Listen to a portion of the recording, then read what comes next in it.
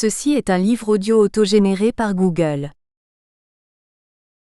Première partie. Le système administratif, militaire et défensif de l'AOF.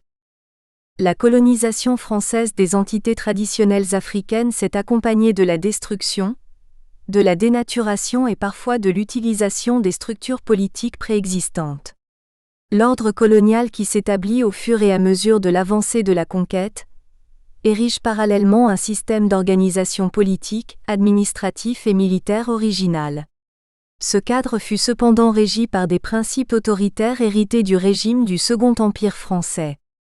L'implantation de ce nouvel organigramme de distribution des pouvoirs politico-administratifs, du commandement et de la responsabilité militaire et défensive, était destinée à assurer la mainmise coloniale. La puissance impériale n'a pas cherché à organiser ses colonies selon la spécificité de chacune d'elles, mais seulement en fonction de ses objectifs propres, de la pression des événements, de l'efficacité de son administration, alliant centralisation et délégation des responsables militaires et civils dans les différentes colonies. Si la création de l'Afrique occidentale française en juin 1895 répond à la volonté du colonisateur de résoudre des difficultés d'ordre politique et administratif rencontrées sur le terrain, les modifications successives introduites par les divers décrets 1899, 1902, 1904, 1920 etc. dénotent la volonté de celui-ci d'asseoir sa domination militaire et sa mainmise politique et économique sur une entité fédérale, pilotée depuis le gouvernement général à Dakar. Parallèlement à ces exigences politiques et administratives, le contexte international de rivalité et de tension impériale de l'entre-deux-guerres eut comme conséquence d'ériger des fondements conceptuels et juridiques de la défense fédérale de la base navale de Dakar et des ports défendus africains. En somme, il s'agit dans un premier temps de s'interroger sur les origines et objectifs de la création d'un gouvernement général de l'AOF, 1895.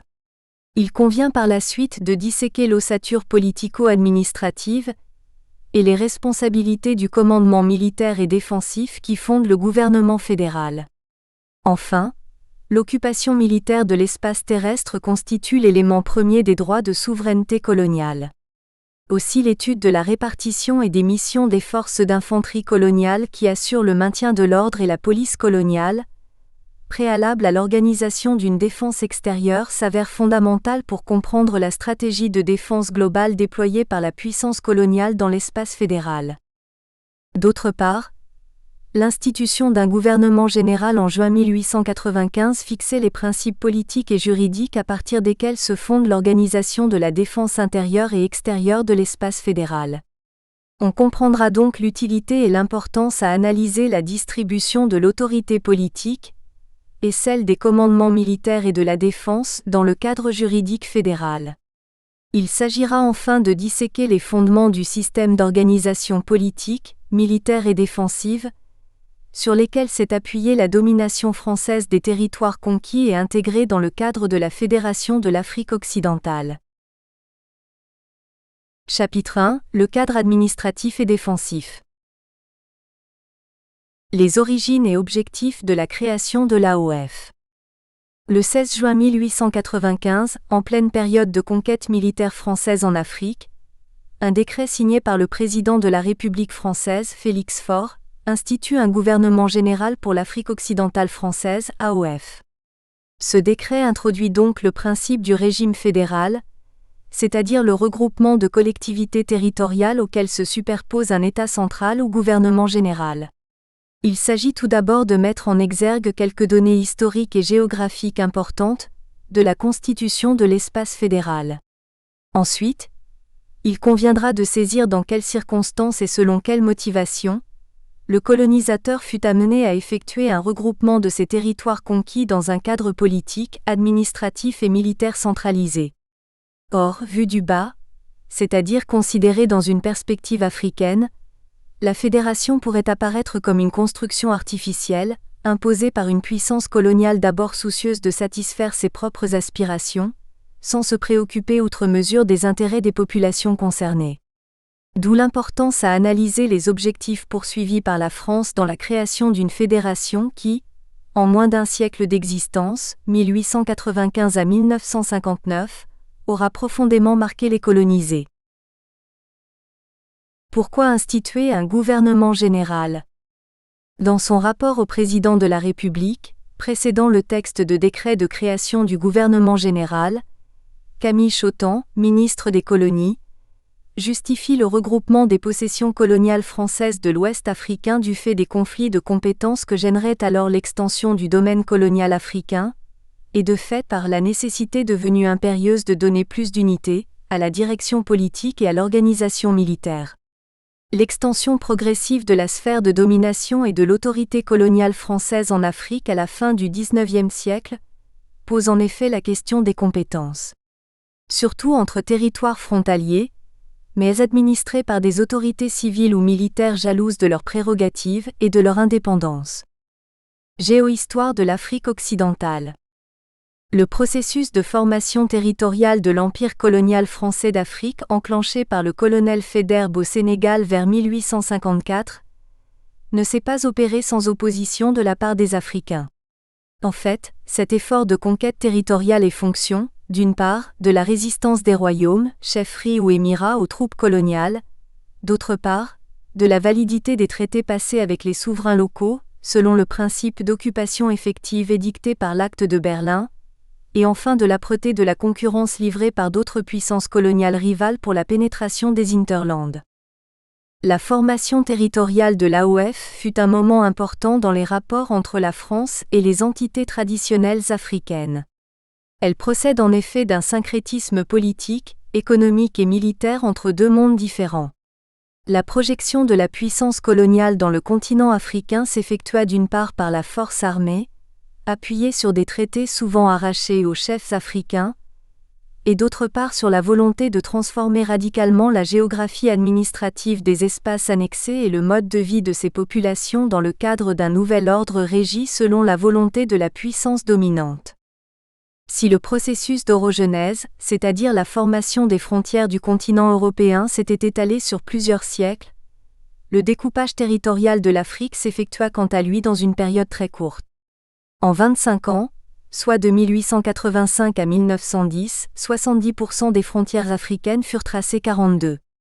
La formation territoriale d'un empire colonial en Afrique occidentale s'inscrit dans ce mouvement impérial qui fait de la possession de territoires coloniaux une marque de standing et de rang dans le concert des grandes puissances. La pénétration française de l'Ouest africain fut axée sur deux itinéraires. L'un maritime, longe le golfe de Guinée, d'escale en escale, sans viser sur l'Hinterland pour aboutir au Congo. La deuxième direction, terrestre et d'orientation est, remonte le fleuve Sénégal pour rejoindre le Soudan puis le Niger et le Tchad, la fameuse marche vers le Niger. Elle est le fait d'une armée coloniale, confiée à une poignée d'officiers comme Faidherbe dont l'influence est prépondérante dans la nomination de Gallieni et de Binger en 1886 pour le Soudan.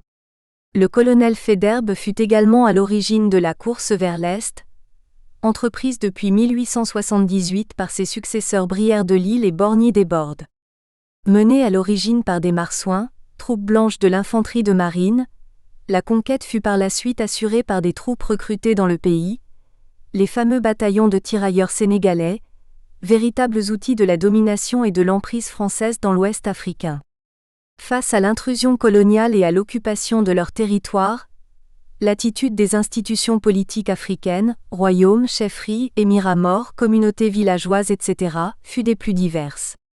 Elle va en effet de la collaboration intéressée ou forcée à l'héroïsme suicidaire, en passant par le refus frontal ou passif. Aussi, jouant des rivalités de cour, passant de nombreux traités de protectorat censés écarter des concurrents européens éventuels dans le scramble, la France substitue au territoire traditionnel africain un espace colonial vaste d'environ 4 634 000 km², dans lequel se succèdent confins sahariens et zones semi-arides, savanes arborées et grandes forêts. Ces territoires de l'Ouest africain furent de trois types si l'on considère leur situation, leur géographie et l'histoire de leur conquête. Il s'agit d'abord des colonies de la côte occidentale africaine, Sénégal, Soudan français et Guinée, colonies du golfe de Guinée, Côte d'Ivoire Haute-Volta, Dahomey et du Mandat du Togo, et enfin en colonie saharienne, former des territoires de Mauritanie et du Niger. Bien avant la fin de l'ère du Scramble et de la formation territoriale de son domaine colonial africain, le colonisateur avait pris conscience du fait que celui-ci ne pourrait demeurer qu'une simple entité géographique. On pensa en effet à donner à ces territoires conquis une expression politique et une cohérence administrative, et à assurer leur occupation militaire, condition sine qua non de leur mise en défense et donc à leur sauvegarde. Par voie de conséquence, le décret du 16 juin 1895 crée un gouvernement général de l'AOF dans lequel sera intégré l'ensemble des colonies françaises au fur et à mesure de leur conquête. La persistance des résistances africaines à la conquête. Contrairement à l'optimisme démesuré souvent affiché par les rapports de situation politique de l'AOF, l'action de conquête territoriale entreprise par la France depuis l'époque de Faidherbe, exclusivement par la force, se heurta à des résistances dans les colonies africaines à la fin du XIXe siècle. À la veille de la fondation du gouvernement général, un regard géographique sur l'Ouest africain permet en effet de constater qu'outre le Sénégal déjà bien entamé et les coups d'éclat de quelques récits d'explorateurs sur le Soudan, les espaces côtiers du golfe de Guinée restèrent encore peu connus. Parallèlement à un espace colonial aux limites encore floues, subsistent, à la fin du XIXe siècle, des États africains indépendants tels le pays de Kong occupé par Samori, le royaume de Sikasso où règne Babamba, le royaume du Fouta-Djallon, le royaume Mossi ou encore les Émirats morts du Trarza et du Brakna dans le Sahara. La conférence de Berlin, 1884 à 1885, édicta certes des règles de pénétration des hinterlands africains, mais elle ne partagea pas le continent. Elle contribua plutôt à accentuer les rivalités entre puissances dans le cadre de la course au clocher. La conquête généra en conséquence des résistances chez les États, royaumes et émirats africains. De fait, en 1895, la prise de possession des espaces traditionnels africains fut loin d'être achevée. On pouvait alors observer le caractère plutôt hétérogène des établissements français de l'Ouest africain, tant sur le plan physique, humain qu'économique. Cette situation ne sembla pas avoir préoccupé les promoteurs du projet de création d'un gouvernement général. En revanche, les circonstances spéciales créées par les rivalités et conflits de compétences entre gouverneurs de colonies voisines par rapport à la méthode et à la politique à mener vis-à-vis des résistances africaines, constituèrent très vite des obstacles majeurs que la puissance coloniale entendait bien surmonter. Malentendus et conflits de compétences entre autorités coloniales. La persistance des résistances africaines à l'effort de colonisation française permet ainsi que le signifiait le ministre des colonies dans son rapport au président de la République, de constater qu'en Afrique, depuis 1894, des conflits d'attribution et des incidents et incohérences opposaient des gouverneurs de territoires frontaliers. Pour comprendre ces malentendus et conflits de compétences entre autorités du Sénégal et des territoires de Guinée et du Soudan français, la thèse de Clément Kakpo-Vodoué est incontournable. D'une part, les autorités sénégalaises acceptaient difficilement l'autonomie désormais accordée aux rivières du Sud et dépendances, c'est-à-dire à la Guinée, décret du 17 décembre 1891 et au Soudan français, 1892, qui jusque-là relevaient de leurs compétences. Ainsi, en mai 1894, arguant du fait de la politique laxiste menée par son collègue de Guinée, Ballet, en faveur des Fulbés du royaume du Fouta-Djallon, Lamotte, gouverneur du Sénégal, lança une vigoureuse opération militaire contre les populations de cette région. Une telle ingérence suscita alors plaintes et protestations du gouverneur Ballet de Guinée, auprès du ministre des colonies. Dans la même foulée, le gouverneur du Soudan français voisin, Groddet mobilisa ses troupes dans le but de prévenir tout empiètement de l'expédition militaire du Sénégal en Guinée sur son territoire. Outre ces problèmes de compétences, des divergences de vues opposaient également les autorités de différentes colonies quant à la politique à appliquer vis-à-vis des Maures et des Fulbés. En d'autres termes, la politique indigène menée changeait selon les colonies. Le gouverneur du Sénégal était par exemple beaucoup plus tolérant vis-à-vis des Maures que son collègue du Soudan français, ou encore le gouverneur Lamotte se montrait plus intransigeant à l'encontre du royaume du Fouta-Djallon que son homologue Ballet, gouverneur de la Guinée. De plus, au sein de colonies comme la Côte d'Ivoire et le Soudan considérés comme des fiefs des militaires, des malentendus et conflits voient également le jour entre autorités militaires et civiles. La première, préposée traditionnellement à l'administration de ces deux territoires où elle règne sans partage, supporte difficilement les civils, vis-à-vis de qui elle se montre alors hautaine. Aussi de multiples différends quant à la conduite des opérations, et la nature et les limites des compétences se posaient notamment en 1893, lors de l'expédition de Tombouctou ou encore en 1894 au moment des opérations militaires dirigées contre Samori. Ces relations de défiance et de conflit entre autorités de colonies voisines, les problèmes de compétences qui opposaient civils et militaires s'avérèrent en réalité néfastes dans la mesure où ils empêchèrent la France de tirer meilleur parti de ses nouvelles possessions. L'ensemble de ces problèmes ne manquèrent d'ailleurs pas de trouver un écho en métropole. Le débat parlementaire de 1895 à l'Assemblée nationale fut alors le lieu pour certains élus d'établir un réquisitoire, ou du moins, un sévère diagnostic de la politique coloniale du gouvernement en Afrique occidentale.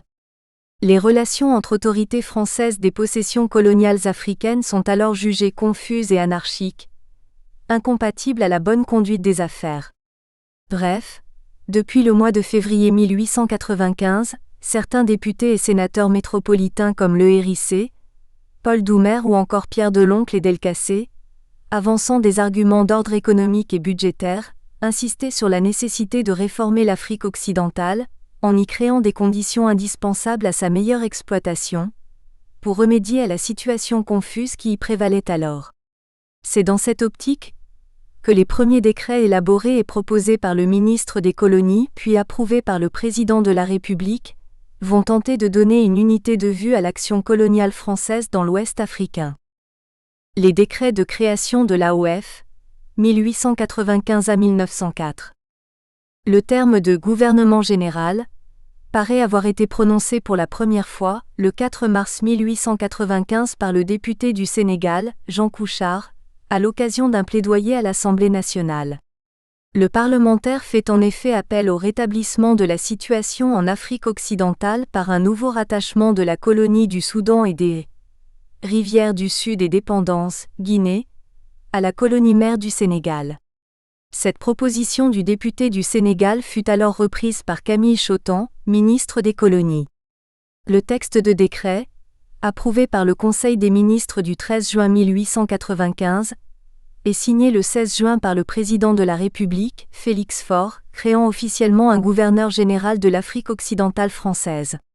La nouvelle fédération ne regroupait alors que 4 colonies, Sénégal, Soudan, Guinée et Côte d'Ivoire, dont la formation territoriale était encore loin d'être achevée. Compte tenu de l'extension progressive de la sphère de domination coloniale française et du besoin d'une plus grande centralisation administrative, l'organisation de l'AOF fut par la suite poursuivie et achevée par de multiples textes juridiques. Le décret du 17 octobre 1899 disloque le Soudan français au profit du Sénégal, de la Guinée, de la Côte d'Ivoire et du Dahomey, désormais parties intégrantes du groupe. Ce texte procède par la même occasion à l'extension des pouvoirs du gouverneur général. Le décret du 1er octobre 1902, quant à lui, transfère la capitale de Saint-Louis à Dakar, crée un gouverneur du Sénégal différent du gouverneur général, et prévoit enfin l'institution d'un conseil de gouvernement chargé d'éclairer le gouverneur général dans ses tâches. Mais, parmi les 6 premiers décrets qui organisent les territoires coloniaux de l'Afrique occidentale française, celui du 18 octobre 1904 est considéré par l'historiographie des institutions coloniales comme le texte fondateur de la Fédération, la charte de l'AOF 67. Ce décret, remanié par la suite par les textes du 4 décembre 1920, du 30 mars 1925 et du 22 décembre 1946, procède en effet à une véritable réorganisation administrative du groupe, en ce sens qu'il fixe une nouvelle composition territoriale et crée un budget général. À l'issue des dernières réformes de 1919 et 1920, la fédération reçoit sa composition définitive. Elle compte alors 8 colonies et un territoire sous mandat, à savoir le Sénégal dont se détache la circonscription de Dakar en 1924, la Mauritanie, le Soudan, la Haute-Volta, créée en 1919 et supprimée en 1932, le Niger, le Dahomey, la Côte d'Ivoire, la Guinée française auquel s'ajoute le Togo au mandat de la SDN placé sous l'autorité des un commissaire de la République, puis rattaché au gouvernement général de l'AOF entre 1936 et 1946. Les objectifs poursuivis. Consolider et étendre l'influence française. Le besoin de cohérence administrative constitue l'élément fondamental avancé par les principaux promoteurs du projet de création de l'AOF. La multiplication des centres d'autorité au sein de certaines colonies, les conflits de compétences entre gouverneurs de colonies voisines sont présentés comme néfastes dès l'origine à la domination française en Afrique occidentale. Aussi, la solution envisagée fut l'institution d'une autorité politique suprême capable de coordonner et d'arbitrer les litiges entre les responsables des différentes colonies, qui malgré la communauté de leurs hinterlands s'ignoraient totalement entre elles. Le ministre des colonies, Camille Chotan, répondant à l'interpellation d'un sénateur, le 17 juin 1895, estime en effet que la création du gouvernement général constituait le seul remède à la situation anarchique existant en 1894 à 1895. Cette réforme politique et administrative devrait permettre une unité de vue dans la politique française en Afrique occidentale. Cette forte aspiration à l'unité et à la centralisation dans la direction des affaires africaines est de sorte ébauchée par le décret du 16 juin 1895. Comme l'indiquent ses articles 4 et 5, la haute direction de l'ensemble, c'est-à-dire l'autorité politique suprême, revient au gouverneur général qui centralise toute la correspondance politique et militaire des gouverneurs des différents territoires. Il est également responsable de la défense intérieure et extérieure, et dispose à cet effet des forces de terre et de mer qui y sont stationnées 75.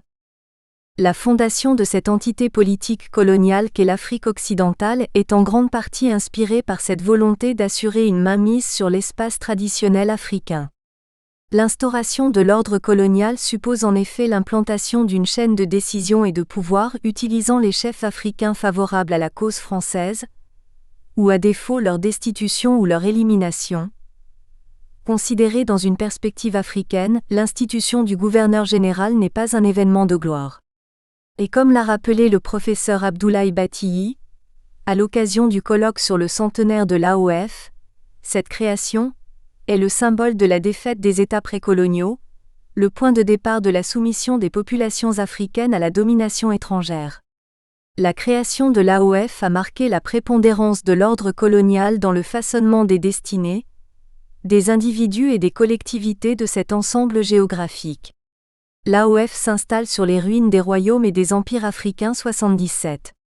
Avec la création du gouvernement général, le pouvoir colonial posait ainsi clairement les principes de sa domination. En d'autres termes, en instaurant une entité administrative et militaire centralisatrice, l'objectif premier de la puissance coloniale est de pacifier, de contrôler et d'exploiter les populations indigènes à son profit. C'est ce second volet, que nous qualifierons d'économique, qu'il s'agit d'aborder. L'exploitation économique et la mise en valeur des colonies. Les arguments d'ordre économique n'ont pas manqué au moment des débats parlementaires qui ont précédé la création de la fédération. L'idée principale est qu'il fallait créer les conditions indispensables à une meilleure exploitation de l'Afrique occidentale. Cet argumentaire s'inscrit du reste en droite ligne dans le thème des objectifs de la deuxième vague de conquête territoriale qui s'enclenche au milieu des années 1880. Dans l'esprit de certaines personnalités politiques marquantes de la vie politique française de la fin du XIXe siècle, l'exploitation coloniale doit constituer un moyen pour la France de se procurer des matières premières au sein de ses colonies tout en y trouvant des débouchés pour ses produits manufacturés. Bref, par le pacte colonial ou système de l'exclusif, les colonies doivent servir l'industrie métropolitaine. Considérée dans une perspective économique, l'AOF pourrait être conçue comme un instrument de la politique de mise en valeur coloniale 81.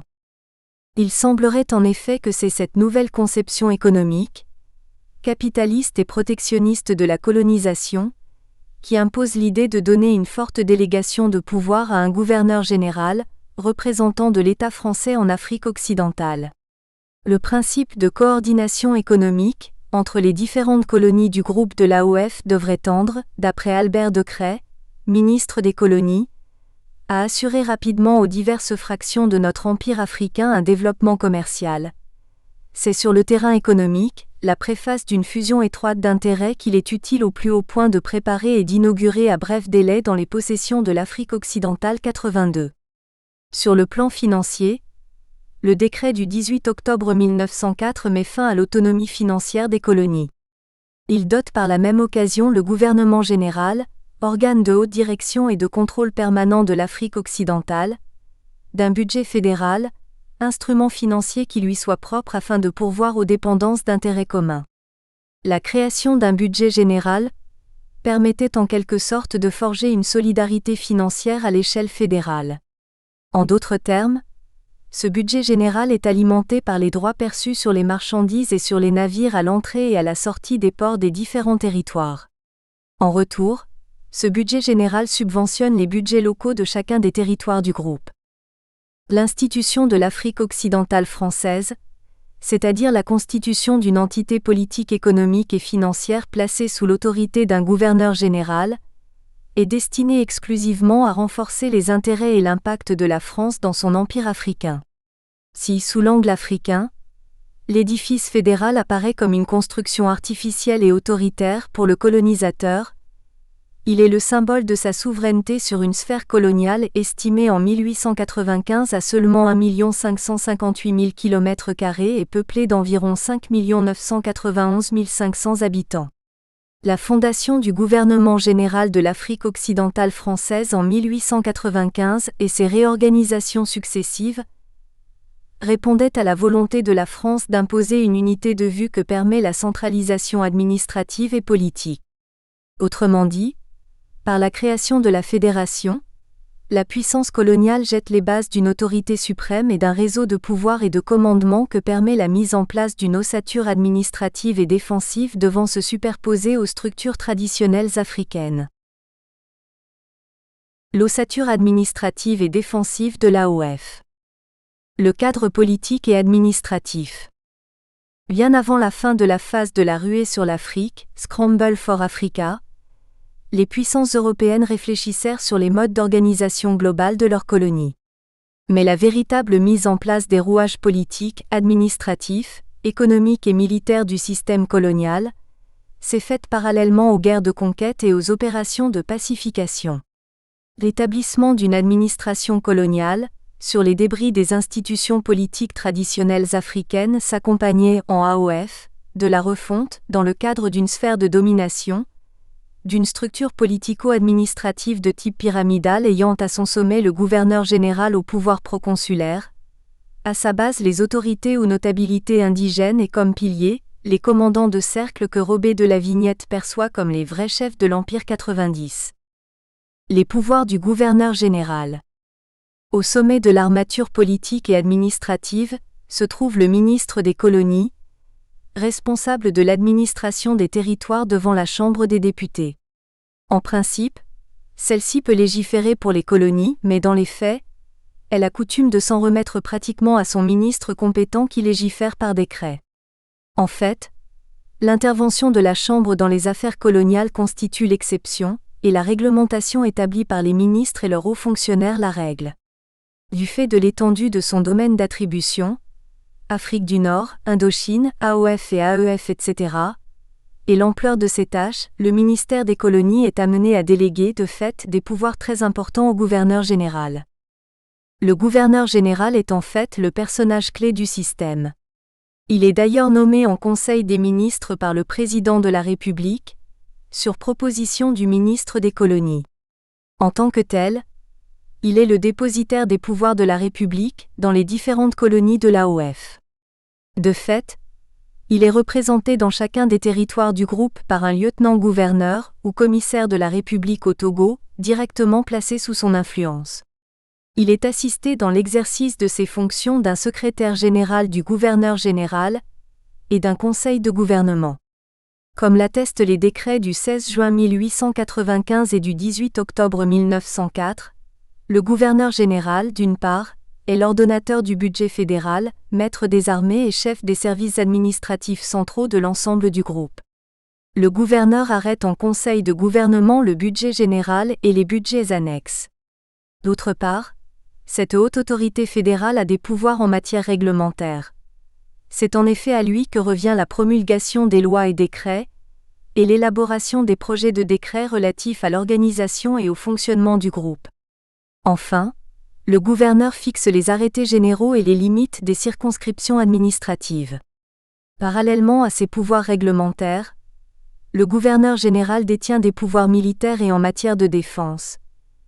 Il dispose de ce fait de pouvoirs de police importants, comme la déclaration de l'état de siège en cas de danger imminent, d'une attaque ou d'une insurrection à main armée, l'expulsion des étrangers, compétences spéciales pour certains sujets, régime de l'indigénat, etc. Il est en effet responsable de la défense intérieure et extérieure de l'Afrique occidentale française, et dispose à cet effet des forces de terre et de mer qui sont stationnées 98.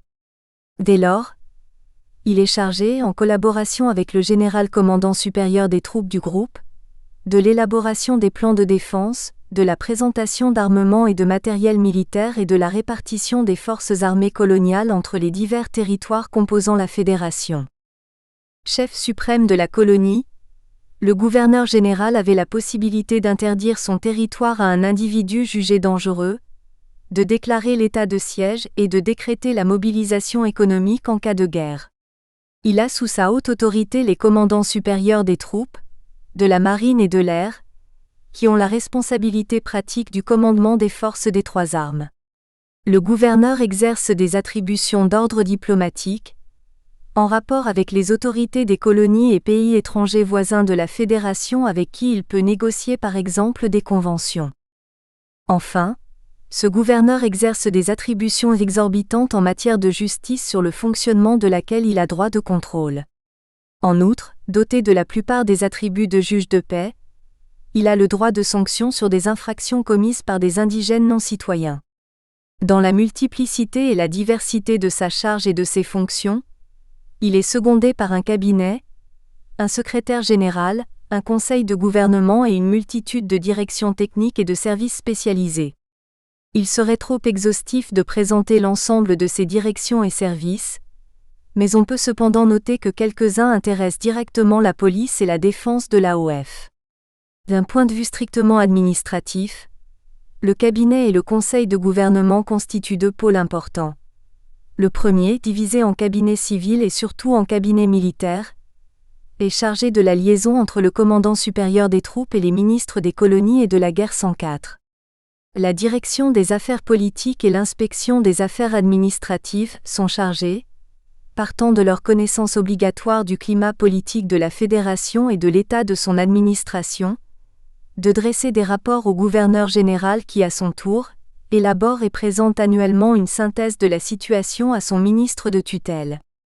Quant à la direction de la Sûreté, créée en 1918 et rattachée par la suite à la direction des affaires politiques, elle est chargée du contrôle des personnes, des étrangers, des munitions et des armes, bref du maintien de l'ordre public dans l'ensemble des territoires. Seulement, si l'autorité du gouverneur est importante et s'étendait à l'échelle fédérale, ses pouvoirs ne vont pas sans limite pratique. Il reste en fait subordonné aux décisions de Paris. Il pouvait certes surseoir à la promulgation d'un texte s'il l'estimait présenter des inconvénients pour le groupe, mais pas avant d'en avoir référé au ministre des colonies. De même, en cas d'opération militaire, le commandant supérieur des troupes de l'AOF résidant à Dakar est seul habilité à les conduire, mais seulement avec l'autorisation du chef du groupe qui en fixe le but et le caractère.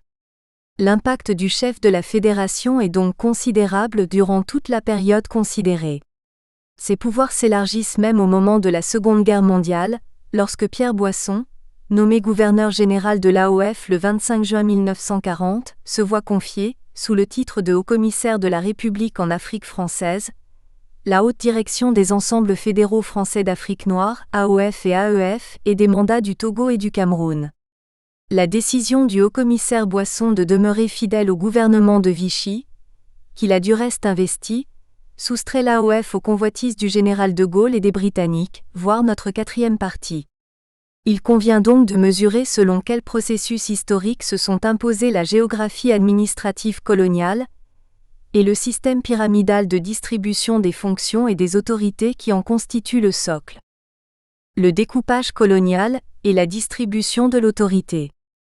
C'est véritablement dans la période de l'entre-deux-guerres que s'effectue la mise en place définitive du système d'administration coloniale. En réalité, la puissance coloniale n'a pas attendu cette époque pour transplanter en Afrique noire des expérimentations antérieures et pour légiférer dans ce sens.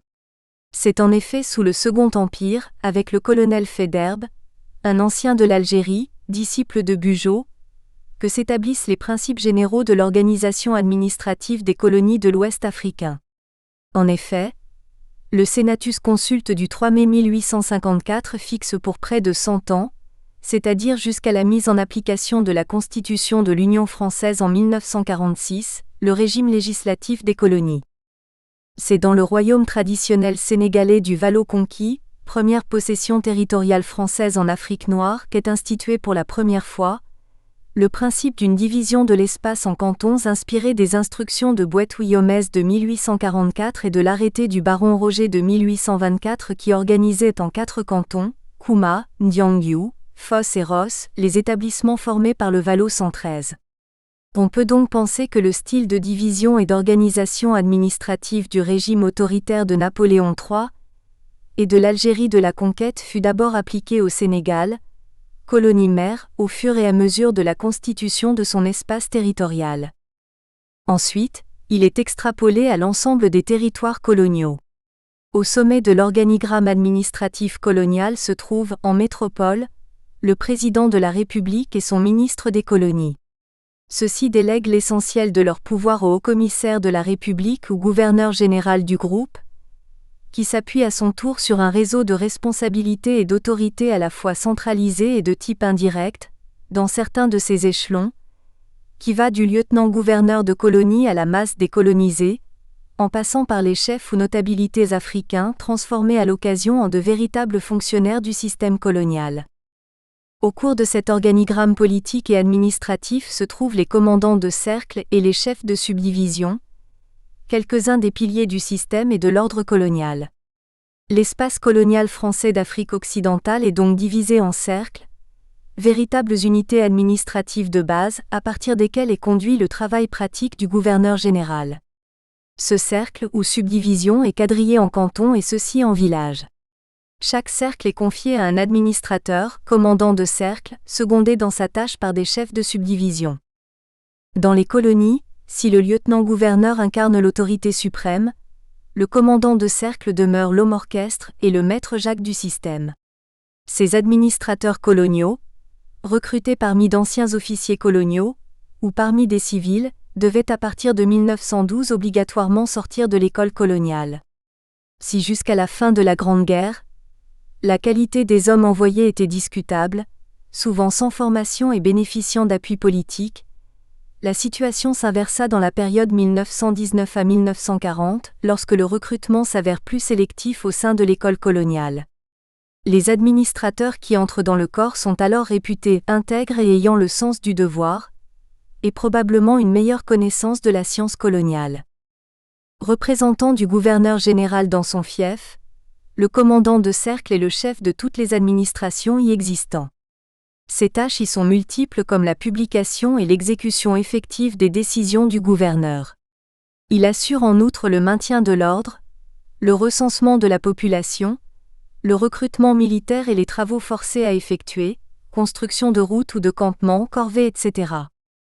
L'éloignement et la lenteur des communications aidant, le commandant connaît souvent assez bien les choses et les gens, pour prendre les décisions les plus autorisées.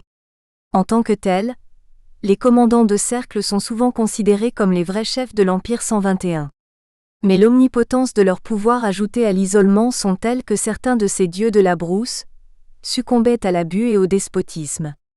Dans sa terre d'ébène, Albert Londres qui traverse l'Afrique occidentale en 1926 brosse un portrait plutôt routinier et exhaustif du travail journalier de l'administrateur préposé à régler tous les problèmes qui se posent dans son cercle, affaires de femmes, de bétail et autres litiges. Compte tenu de la multiplication des mutations, l'administrateur de cercle ne bénéficiait presque jamais du temps nécessaire pour apprendre les langues locales. Aussi, dépendait-il directement pour s'adresser à ses administrés de son interprète qui devient ainsi sa bouche et ses oreilles. Dans ses mémoires, Empateba met bien en exergue, sous une forme romancée, les tribulations de Wangrin. Chaque cercle de la fédération est divisé en subdivisions placées sous l'autorité d'un administrateur colonial nommé chef de subdivision, représentant du commandant de cercle. C'est à ce niveau de la pyramide administrative de la colonie que s'achève le pouvoir des Blancs et qu'entre en scène celui de la chefferie administrative 125. La chefferie traditionnelle africaine ne disparaît pas avec la conquête militaire et la mise en place des institutions administratives. Toutefois, il n'y avait de place dans l'Afrique coloniale que pour les chefs d'Ocil 126. Le système colonial créait parfois des chefs là où il n'en existait pas, et conservait ailleurs les mêmes hommes et les mêmes familles, de sorte que la véritable chefferie traditionnelle fait place à la chefferie administrative 127. C'est donc au niveau des cantons, unités administratives de base des cercles, que sont appelés à exercer les chefs de canton. Le canton constitué du reste par un groupement de villages est de tout compte fait l'échelle la plus sensible dans la pyramide administrative coloniale, parce qu'elle est la plus proche de la population rurale. Sans avoir de pouvoir propre, ces chefs de canton choisis, parmi des hommes ayant par la naissance des droits légitimes pour détenir l'exercice du pouvoir et surtout offrant le plus de garanties à la France, sont à la fois des agents de l'administration coloniale et les délégués des masses indigènes. Agents subalternes, courroies de transmission, simples exécutants du système colonial, chefs de canton et de village ont des fonctions multiples. Ils sont en effet chargés de transmettre les instructions du commandant de cercle, d'assurer l'exécution des prestations et travaux obligatoires et d'observer l'état d'esprit de la population. À cet effet, ces chefs indigènes sont pensionnés par le pouvoir colonial. De fait, ils jouent un rôle essentiel dans l'effort de recrutement de tirailleurs sénégalais qui devient une obligation en AOF dès la fin de la Grande Guerre. Dans son étude consacrée au rapport entre la communauté des Touaregs et Keladag, Soudan français, le professeur Boyer dissèque la stratégie élaborée par le colonisateur en vue de maîtriser les réseaux de pouvoir des sociétés soumises à sa domination, afin de contrôler la tête, les chefs indigènes, pour mieux tenir le corps, la masse décolonisée. C'est dans cette optique que furent dressées à l'échelle fédérale des fiches de renseignement permettant de surveiller et de contrôler les chefs par rapport à la ligne coloniale qu'ils sont censés suivre. Enfin, au bas de l'organigramme colonial se trouve le village, véritable unité administrative. Son administration est confiée à un indigène investi chef de village par l'ensemble des chefs de famille y vivant. Cette investiture est toutefois soumise à la ratification du commandant de cercle. La position des chefs peut s'avérer extrêmement difficile à assumer. Entre des ruraux qui l'ont choisi et auprès de qui il doit entre autres collecter l'impôt, réquisitionner de la main-d'œuvre pour les travaux obligatoires ou préparer la conscription, et les ordres incisifs du commandant de cercle qui a du reste avalisé sa nomination. D'une manière générale, l'administration coloniale s'est si pesamment appuyée sur les chefs qu'elle les transforma en de simples exécutants de ses ordres. Par voie de conséquence, ceux-ci ne sont plus devenus les porte-paroles naturels de leur peuple, en particulier auprès des anciens combattants de la Grande Guerre vivant dans le monde rural, à qui ces chefs apparaissent trop traditionnels, à eux qui étaient rentrés en contact avec les influences modernes. Par la suite, il semblerait que les chefs furent davantage choisis parmi les fonctionnaires indigènes instruits ou les anciens combattants, comme ce fut le cas du tirailleur Gumbu, couronné chef des Dogons du cercle de Hombori, Soudan français, à l'issue de la répression de la révolte de cette communauté en décembre 1920. Ainsi que le suggère le tableau suivant, en 1937, l'Afrique occidentale française compte une centaine de cercles et quelques 206 chefs-lieux et subdivisions administratives dont le nombre et la superficie varient en fonction de la colonie considérée. D'une manière générale, les statistiques représentant le nombre de circonscriptions administratives de la Fédération restent stables durant la période 1918 à 1940. Tableau 1. Récapitulatif des circonscriptions administratives de l'AOF en 1937. Source. Tableau établi par nous d'après plan de défense de l'AOF 1940, SHAT 5h12, dossier 3. Au total, vers 1940, L'Afrique occidentale française, vaste de plus de 4 millions de km² et peuplée de quelques 15 millions d'habitants, est administrée par 118 commandants de cercle et leurs collaborateurs et environ 50 000 chefs indigènes. Outre l'institution d'un système et d'un régime politique et administratif moderne, la puissance coloniale s'est également attelée à poser les fondements conceptuels, juridiques et pratiques d'une organisation défensive et militaire de son espace colonial, notamment au lendemain de la crise de Fashoda, 1898, puis avec la loi de 1900. Les fondements conceptuels et juridiques du système défensif fédéral. Le concept de défense, définition et historique. Dans son acception générale, l'attitude défensive ou de se défendre, respectivement defensum et defendere en latin classique, désigne le fait de se protéger et de soutenir une résistance contre une agression ou une atteinte quelconque à l'intégrité de personnes, de biens ou d'une souveraineté territoriale. Mieux, c'est l'action ou la manière qui consiste à protéger ou à interdire un espace territorial donné, une place ou un poste, etc., contre un agresseur éventuel. Dans son Penser la guerre, Clausewitz concevait d'ailleurs la défense comme l'un des concepts supérieurs de la stratégie et le moteur premier de la guerre.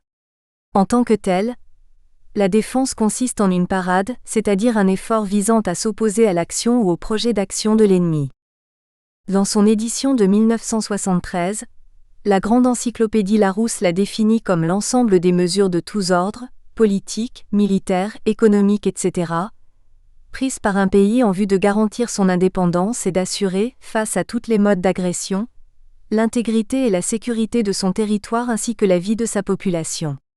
Fréquemment employé dans le vocabulaire politique et stratégique, le vieux concept de défense recouvre des réalités si diverses qu'il importe, avant toute exploration de son domaine, d'en dégager les données originelles. En effet, de même que l'individu cherche tous les moyens pour garantir sa liberté d'action, à conserver ses biens et à protéger son existence, de même, l'autorité sociale d'où procédera l'État s'efforcera de maintenir la personnalité et l'indépendance du groupe, de protéger son territoire et d'assurer ses membres contre tout danger menaçant leur intérêt ou leur existence. Partant de ces définitions de base, il est permis de considérer que tout problème ayant trait à la défense d'un territoire donné comporte 4 préalables essentiels. 1 degré la définition de la communauté humaine qui en est l'objet et celle de son territoire géographique. 2 degré l'éventualité ou la présence d'une menace. 3 degrés la volonté de faire face et enfin 4 degrés l'expression par L'. État de cette volonté de vie commune dans des mesures concrètes destinées au mieux à prévenir toute menace, au pire à y faire face 142. Le principe de défense intérieure et extérieure de l'Afrique occidentale française fut de fait inscrit dès l'article 5 du décret du 16 juin 1895 portant création de la Fédération. Mais la nécessité de protection est fonction de la situation intérieure du groupe, et des rapports entre la France et les autres grandes puissances, notamment l'Angleterre, l'Allemagne et l'Espagne. Si la création du point d'appui de Dakar s'inscrit dans l'objectif du gouvernement français de contrebalancer la puissance navale britannique de la fin du XIXe siècle, elle devait par la suite, jusqu'à la défaite de juin 1940, servir de bastion contre l'hégémonie allemande. Le réarmement allemand du milieu des années 1930 donne en effet une nouvelle dimension à l'effort de défense entrepris pour protéger, par tous les moyens, l'espace fédéral contre une éventuelle agression. En revanche, pour le gouvernement de Vichy qui ne nomme ou ne maintient en fonction dans ses colonies que des gouverneurs dévoués à sa ligne politique de collaboration, la notion de défense dans le cadre de l'AOF consiste à y empêcher toute intrusion des FFL du général de Gaulle et de leurs alliés britanniques.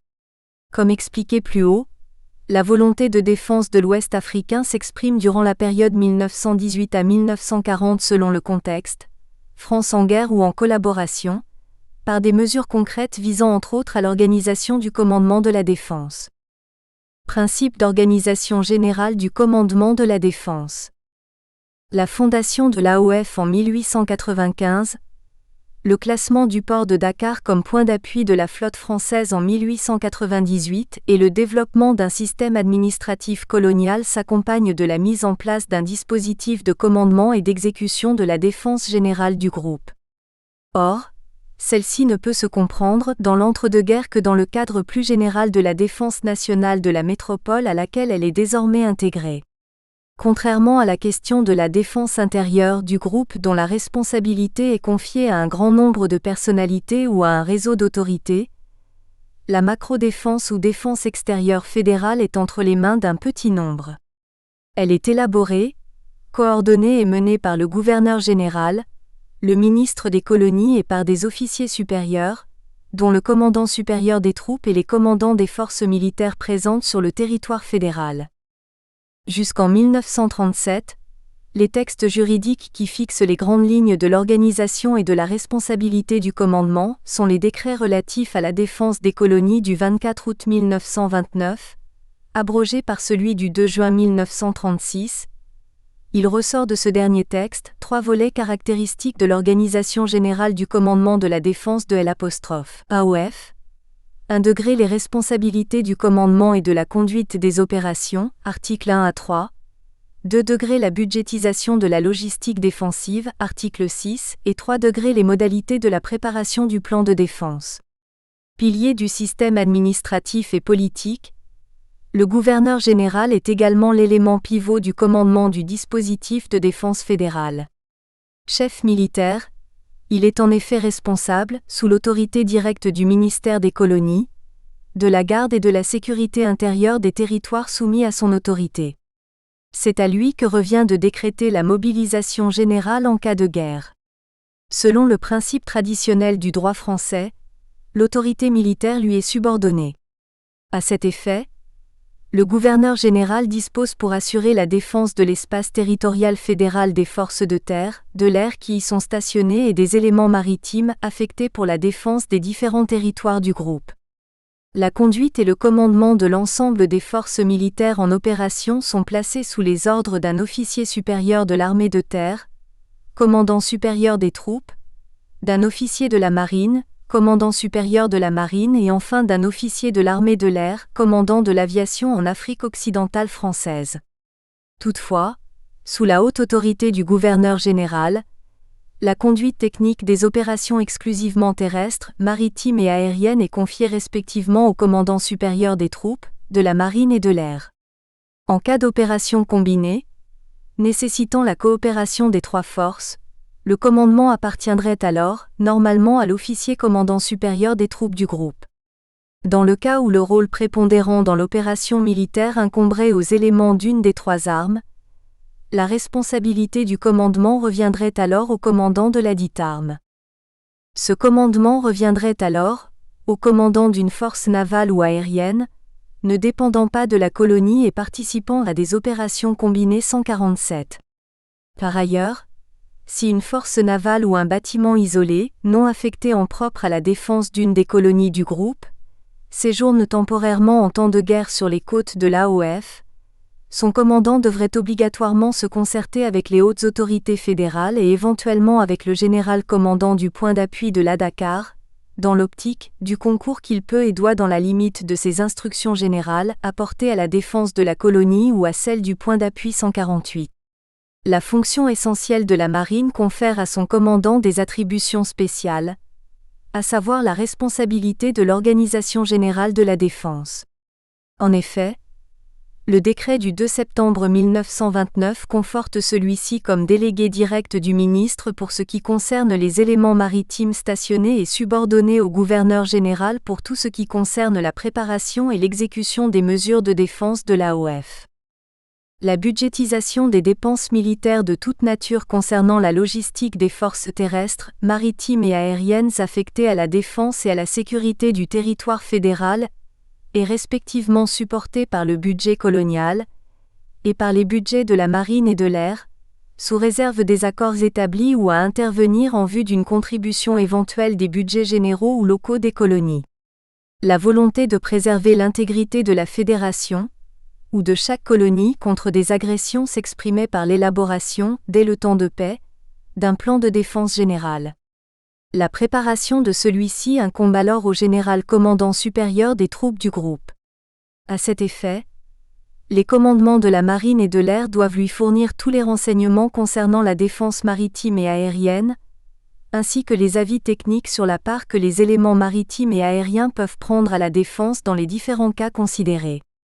Dans le cadre juridique d'attribution ci-dessus établi, l'ensemble des autorités militaires subordonnées, à savoir les lieutenants-gouverneurs, les commandants du point d'appui, des ports défendus, des bases aériennes et des différentes escadrilles de l'AOF, établissent les plans de défense concernant les territoires et les troupes placées sous leurs ordres. Aussitôt élaboré, ce plan d'ensemble de défense du groupe est alors soumis au Conseil de défense qui, après examen, le transmet pour approbation au ministre des colonies. Par souci d'affiner les plans avant leur approbation définitive, le ministre des colonies est tenu, d'après l'article 5 du décret du 2 juin 1936, de les soumettre à l'avis et aux observations des ministères de la Marine et de l'Air. Sur demande du ministre des colonies, le CCDC, organe de réflexion à but purement consultatif, est alors chargé d'examiner ce plan de défense et toutes les questions militaires annexes et de proposer un avis général. Le ministre des colonies approuve définitivement le plan en y apportant des modifications jugées utiles et communique sa décision à ses homologues de la Marine et de l'Air. Au fur et à mesure de son implantation en Afrique, la France, à l'instar des autres puissances coloniales, érige un système d'organisation politique et défensive conforme à sa stratégie d'ensemble et à sa volonté d'y faire valoir ses droits de souveraineté. La domination coloniale supposait toutefois un préalable militaire essentiel, à savoir l'occupation et la garde de l'espace intérieur des colonies par des forces armées. Il convient donc d'étudier la répartition et les missions respectives des différentes formations d'infanterie de l'AOF, dans la période 1919 à 1940. Chapitre 2. REPARTITION et mission des forces. Le recrutement, la formation et l'utilisation de troupes indigènes pour la garde de territoires coloniaux, fruit d'une longue expérience, sont antérieures à 1918. C'est en fait un principe admis par toutes les grandes puissances impérialistes européennes. En effet, domaine naturel d'existence et de projection de l'homme, l'espace terrestre a toujours constitué, dans la conception militaire des États modernes, le premier échelon de l'exercice de la souveraineté politique. La promotion d'un ordre colonial, Pax Gallica pour la France, impose en effet comme préalable pour l'État métropolitain, l'implantation de garnisons et de postes militaires, la formation de colonnes de police, la conduite de tournées de reconnaissance ou de recensement ou de levée de l'impôt, etc., qui sont autant de preuves de la présence et de la domination coloniale. La France n'échappe pas à cette règle générale. La période de la conquête, comme s'est plu à le rappeler Georges Pasquier, a démontré qu'au point de vue sanitaire comme au point de vue financier, aucune nation ne saurait entreprendre la conquête, en assurer la défense, avec le seul concours des troupes métropolitaines de régions situées sous un climat tropical. Et cette nécessité de faire appel au concours de ces sujets indigènes s'impose avec d'autant plus de force à la France que toutes ces colonies, à l'exception de Saint-Pierre et Miquelon, de l'Algérie et de la Tunisie, sont situées entre les tropiques. En effet, il s'agissait pour l'administration militaire coloniale de maintenir le drapeau et le prestige de la France par un quadrillage et une occupation méthodique de l'espace fédéral, dans le but de prévenir les dissidences, révoltes, insurrections, que les promoteurs de la colonisation se sont promis d'éradiquer et qui ne manquèrent d'ailleurs pas de survenir pendant la période 1918 à 1940. Il existe déjà de nombreuses études concernant les troupes coloniales, en particulier les tirailleurs sénégalais, leur origine et leur fonction aussi bien dans la constitution de l'Empire colonial français, leur participation à la Grande Guerre sur de nombreux fronts européens. Notre originalité sera donc de nous intéresser aux tâches nouvelles, occupation, maintien de l'ordre, que l'avènement et la gestion d'une souveraineté française en Afrique occidentale réservent à ces troupes indigènes. À cet effet, il convient de retracer dans un premier temps l'origine et l'organisation des différentes forces coloniales.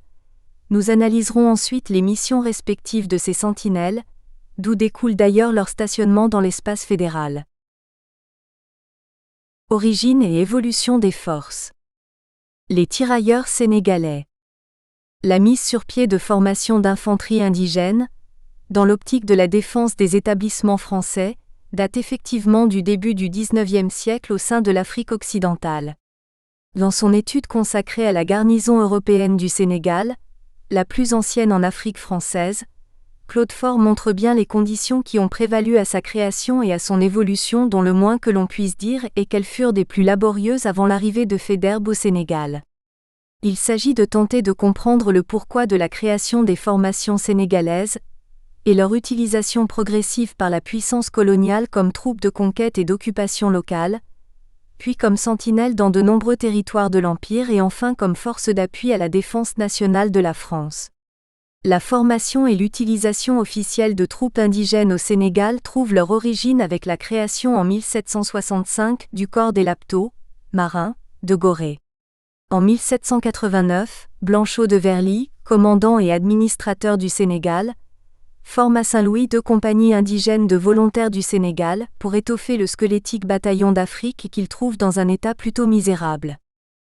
En 1802, Blanchot leva 2 autres compagnies noires qui en 1813 combattent à la bataille de Bautzen aux côtés des marins de la Garde. Entre 1804 et 1809, des formations indigènes sont utilisées en vue de la défense de Saint-Louis et de l'île de Gorée contre un ennemi extérieur, en l'occurrence l'Angleterre. Mais, l'occupation par cette dernière du Sénégal fait disparaître toutes les unités créées. Au lendemain de la reprise de possession en 1815, effectuée exclusivement par le biais de mauvaises troupes blanches, le colonel Schmalz, commandant militaire du Sénégal, et ses successeurs tentent de procéder à une africanisation de la troupe par le biais d'indigènes rachetés ou affranchis. En fait, vers 1828, la troupe noire constituée par le commandement militaire du Sénégal, soucieux d'économiser, est en très mauvais état. Les effectifs indigènes regorgent d'esclaves mal vêtus, mal logés et incorporés dans le seul souci d'effectuer les corvées et d'éviter des pertes européennes. 162 à ces premières expérimentations du début du XIXe succèdent 2 décennies d'empirisme mesquin, 1828 à 1848, et 7 années de timides ébauches d'unités noires, 1848 à 1854, dont il importe de tirer la quintessence. La première période voit entrer dans sa phase active le système de recrutement d'esclaves noirs par voie de rachat auprès de traitants spécialisés, moyennant pour le nouveau soldat un service militaire de 14 ans. Par voie de conséquence, le 20 avril 1828, 200 Noirs sont recrutés et expédiés à Madagascar par la Gabarre la Meuse, suivi en 1831 par le départ de 220 hommes de troupes vers la Guyane. Quant à la deuxième période, marquée par l'abolition de l'esclavage, révolution de 1848, elle n'eut paradoxalement que très peu d'incidence sur le système de recrutement. Les instructions reçues de Paris prescrivent en effet de maintenir les anciens esclaves devenus soldats sous les drapeaux, tout en améliorant leurs conditions de vie. Il faut donc attendre l'arrivée du chef de bataillon Faidherbe, officier du génie, au poste de gouverneur de la colonie du Sénégal pour qu'une véritable impulsion soit donnée à la formation de troupes noires dans un contexte militaire marqué par l'expansion territoriale, et en particulier la lutte contre les morts Trarza. Le nouveau gouverneur dispose certes de 4 compagnies d'infanterie de marine, d'un escadron de spey à 60 sabres, d'un détachement du génie et d'éléments africains, milices et volontaires, réputés cependant peu sûrs et davantage attirés par le pillage que le combat. Aussi Faidherbe réclame-t-il des moyens pour disposer d'une troupe composée d'éléments africains, dont on ferait non plus des corvéables comme dans l'infanterie de marine, mais des soldats ayant un esprit de corps, fiers de porter un uniforme et suffisamment encadrés par des cadres blancs. De la sorte, ceux-ci, composés en majorité de volontaires, pourraient pallier les soldats européens dont les effectifs sont touchés par une mortalité élevée. L'emploi des troupes blanches en 2 campagnes annuelles, l'une en saison sèche contre les morts et l'autre en hivernage dans l'arrière-pays, reste donc un problème délicat que Faidherbe entend résoudre. Par voie de conséquence, profitant d'un congé en France, en octobre 1856, le gouverneur du Sénégal s'emploie à provoquer une adhésion du ministère à la création et à l'organisation d'une troupe régulière indigène permanente au Sénégal. Le décret officiel portant création d'un bataillon de tirailleurs sénégalais est signé à Plombières, le 21 juillet 1857 par l'empereur Napoléon III. Le recrutement de cette troupe s'effectue alors par la voie d'un engagement volontaire de 2 ans, avec une prime de 50 francs. Quant au rengagement, ils sont acceptés pour une durée de 1 à 4 années, avec une prime de 25 francs par année. Le corps d'infanterie indigène ainsi formé comprend précisément 16 officiers, 516 sous-officiers caporaux et soldats, et est doté d'un crédit extraordinaire de 75 000 francs. Les nouvelles troupes recrutées sont armées du fusil à 2 coups sans baïonnette et d'un sabre d'infanterie. La première tenue des tirailleurs consiste en une chéchia rouge avec turban de toile blanche, du manteau avec capuchon, veste et pantalon turc, jambières de cuir jaune, etc. Ce décret de 1857 est à juste titre considéré par l'historiographie des troupes coloniales comme le véritable acte de naissance des bataillons de tirailleurs sénégalais, au moins en tant qu'unités administratives faisant partie intégrante de l'infanterie de marine. En définitive, 3 nouveaux modes d'enrôlement ont permis de grossir les effectifs sénégalais dans les proportions nécessaires pour mener à bonne fin la conquête de l'Afrique occidentale. 2 de ces méthodes, le rachat d'esclaves auprès de leurs propriétaires et l'incorporation de prisonniers de guerre et de porteurs indigènes, sont effectuées par la coercition. Enfin, le 3e mode de recrutement, l'engagement volontaire, constitue une nouveauté. Au fur et à mesure de la formation territoriale de l'AOF et des besoins croissants de la pénétration, de nouvelles unités sénégalaises furent progressivement organisées, en dépit de la faiblesse des crédits alloués dans ce but. Dès lors, des dernières décennies du XIXe siècle jusqu'à la Première Guerre mondiale, l'importance numérique des formations sénégalaises en tant que troupes de conquête et d'occupation ne cessa de croître. En 1880, un 2e bataillon est créé dont l'entretien revient annuellement à 645 000 francs. En 1884, c'est un régiment, le premier du type, avec la moitié de l'effectif formé de sergents et caporaux indigènes. En 1886, les 2 bataillons de tirailleurs passent à un régiment à 9 compagnies, soit un effectif global de 1600 hommes qui est par la suite porté à 2000 en 1888 pour les besoins de l'occupation des postes militaires comme Bafoullabé, Bamako ou Niagasola, implantés le long de la voie de pénétration soudanaise. À la veille de l'institution du gouverneur général, c'est-à-dire entre 1891 et 1895, le besoin d'effectifs occasionné par les opérations menées contre Samori et Amadou et par Dodds au Dahomey, au Soudan et dans la boucle du Niger donne une nouvelle impulsion au recrutement de troupes noires. De fait, en 1900 quand les troupes coloniales de la marine passent au ministère de la guerre, ce corps dont l'effectif s'élève à 4 800 hommes, prend la dénomination de Premier Régiment de Tirailleurs Sénégalais, Premier RTS, et reçoit son drapeau qui sera décoré de la Légion d'honneur en 1913. Le décret du 29 mai 1906 organise sur une base nouvelle les unités sénégalaises. 3 régiments de tirailleurs sont créés et portés ultérieurement à 4 et 3 bataillons formant corps, correspondant chacun à une zone territoriale.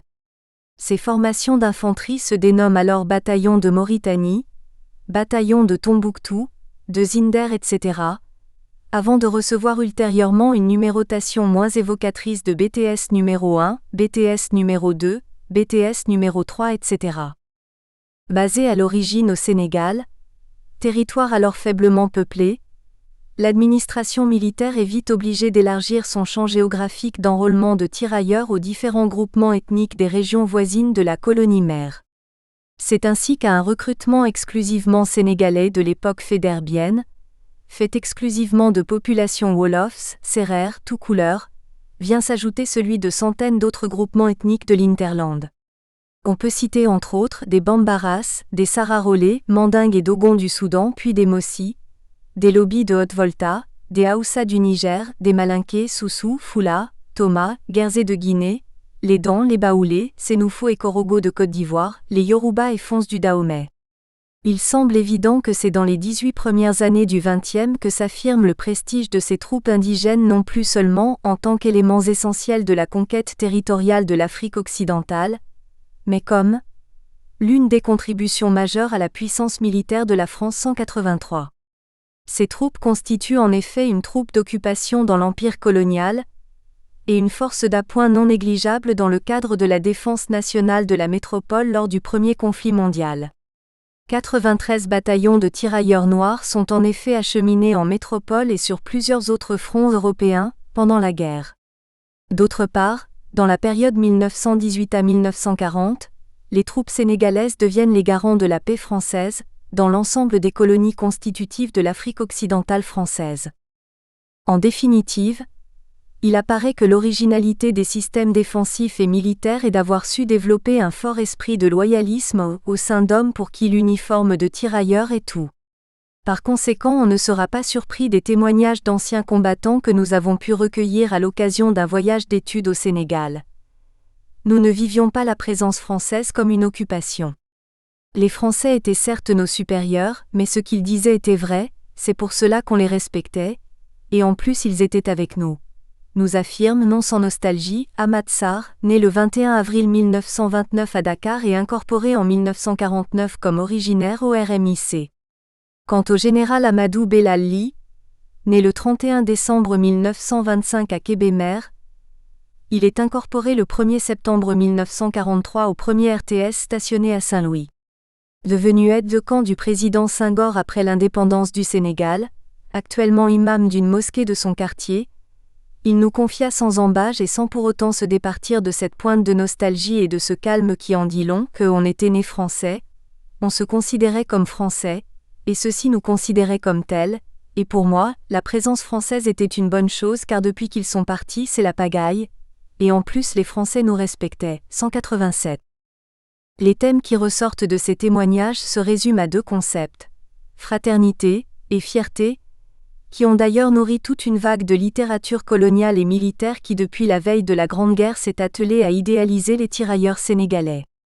Un ensemble d'études probablement influencées par la lutte anticoloniale des années 50, propose toutefois une lecture plus froide de la fonction des tirailleurs sénégalais. Ainsi Abdoulaye Ly, dans son Mercenaire noir fustige la création de corps de tirailleurs noirs qu'il considère comme une forme d'oppression et d'exploitation des Africains. Dans sa notice consacrée aux tirailleurs sénégalais, publiée par la Revue des troupes coloniales en 1905, le capitaine Aubissier affirmait non sans raison que le Soudanais, convenablement dressé, même d'une façon sommaire, est entre nos mains un incomparable instrument de conquête et de domination. Il est à noter que les autorités coloniales françaises n'attribuent pas la même valeur militaire aux tirailleurs algériens, anamites ou sénégalais. Les premiers sont considérés comme de très bons soldats mais peu sûrs, quant aux seconds, ils sont souvent sous-estimés, tandis que les Sénégalais sont réputés pour leur loyauté, leur discipline aveugle et leur aptitude au combat une fois qu'ils sont bien encadrés par des officiers blancs. La figure allégorique de Dupont, le soldat blanc et Demba, le combattant noir semble bien symboliser la notion de fraternité d'armes qui lie le métropolitain et le tirailleur. La gestuelle du premier, qui enserre son compagnon de la main gauche tout en semblant lui montrer la voie à suivre, dénote toutefois une attitude paternaliste traduisant bien le fait que le tirailleur sénégalais est un élément recruté de force et utilisé sur de nombreux théâtres d'opération selon les vœux du colonisateur. Ce dernier considérait d'ailleurs l'AOF comme une continuation de son territoire national, et de ce fait peut y lever des troupes depuis la loi sur le recrutement obligatoire de 1912. Compte tenu de leur réputation de troupes dociles, à bon marché et d'excellents combattants, le colonisateur n'a pas manqué d'utiliser des soldats noirs dans les contrées désertiques de l'Afrique occidentale dès la fin du XIXe siècle. Mais la difficulté des conditions géographiques et la nature de l'adversaire nomade conduisent à la création des pelotons nomades composés en majorité de tirailleurs méharistes, soutenus par une portion de goumiers morts. Méharistes et goumiers. Jusqu'en 1894, les troupes coloniales n'ont eu à lutter que contre des populations noires sédentaires du Sénégal et de l'ensemble du Soudan. Mais à partir de cette date, l'intrusion française dans les immensités désertiques du nord de l'Ouest africain ouvre pour les forces armées une période de tâtonnement de l'ordre d'une quinzaine d'années, au cours de laquelle l'apprentissage et l'adaptation aux exigences du théâtre de projection du désert, nomade farouche et insaisissable, sens de l'orientation, endurance aux longues marches, à la soif et à la connaissance du chameau, etc., s'avèrent extrêmement difficiles. Partant de ce constat, l'urgence a été, pour les autorités militaires confrontées à des nomades aussi invisibles que mobiles, d'organiser des forces militaires adaptées, susceptibles d'acquérir une mobilité suffisante en donnant aux tirailleurs, dont la plupart sont recrutés dans les régions soudano-sahéliennes aux conditions géographiques proches de celles du désert, la possibilité d'être transportés rapidement, et d'arriver au contact de l'adversaire dans les différents points du théâtre d'opération saharien. Si la réflexion sur la conduite tactique s'élabore peu à peu, La réalité du terrain est tout autre dans la mesure où les premiers essais de création de sections méharistes ébauchés dès 1897, commencés en 1899, présentèrent des difficultés insoupçonnées provenant des particularités de l'animal, le chameau, que l'administration militaire ne maîtrise pas encore. Par conséquent, il faut attendre la fin de 1904 pour voir l'impérialisme militaire franchir la ligne de frontière nord des domaines sédentaires, Trarza, Tombouctou, Niamey, à l'assaut des tribus nomades par le biais d'une infanterie montée. En effet, des fractions méharistes essentiellement mobiles sont alors constituées, menant la même vie que les nomades, se déplaçant avec la même vitesse, susceptibles comme eux de franchir des parcours de 200 à 300 km sans eau et vivre des mois dans le sable sans autre ressource que celle emportée 194. C'est ainsi qu'en 1905, les sections de Tombouctou, de Raelma, de Tawa, de Zinder et de Gouré peuvent se distinguer assez particulièrement dans cette fonction qui leur est dévolue et qui constitue leur raison d'existence. De plus, l'année 1906 est marquée par une amélioration très sensible des moyens employés, par une sélection plus judicieuse des animaux et par la création des sections de Gao et d'Agadez.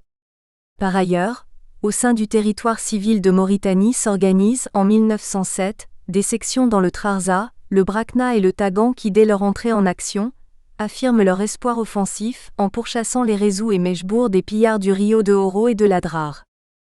Par conséquent, on peut estimer que vers 1910, la structuration des unités méharistes en AOF atteint un degré de perfectionnement à la hauteur des espérances escomptées, c'est-à-dire assurer la police des immensités sahariennes par la surveillance des nomades et la destruction éventuelle de leurs Rezous.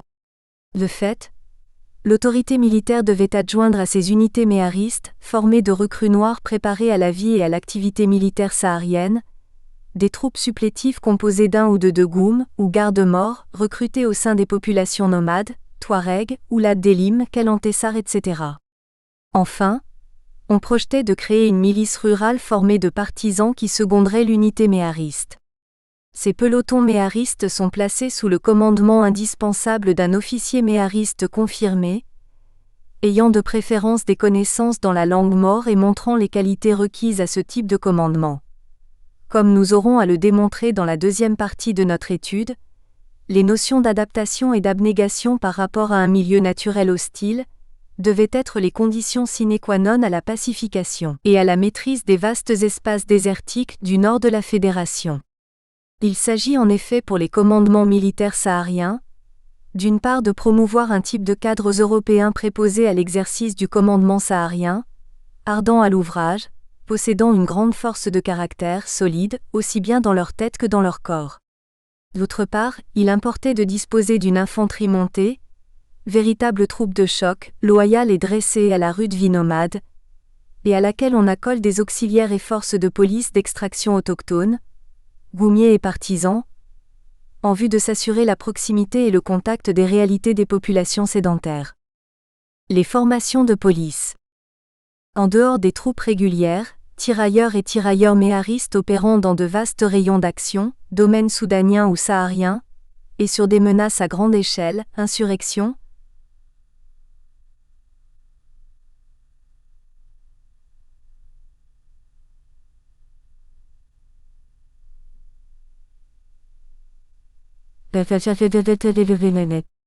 l'exercice de la microdéfense mobilisa en effet, dans quelques grands centres urbains et ruraux, le détachement de gendarmerie de l'AOF. Dans le cadre restreint des circonscriptions administratives, cantons, cercles ou subdivisions, les gardes-cercles sont chargés d'assurer le maintien de l'ordre et de la sécurité publique.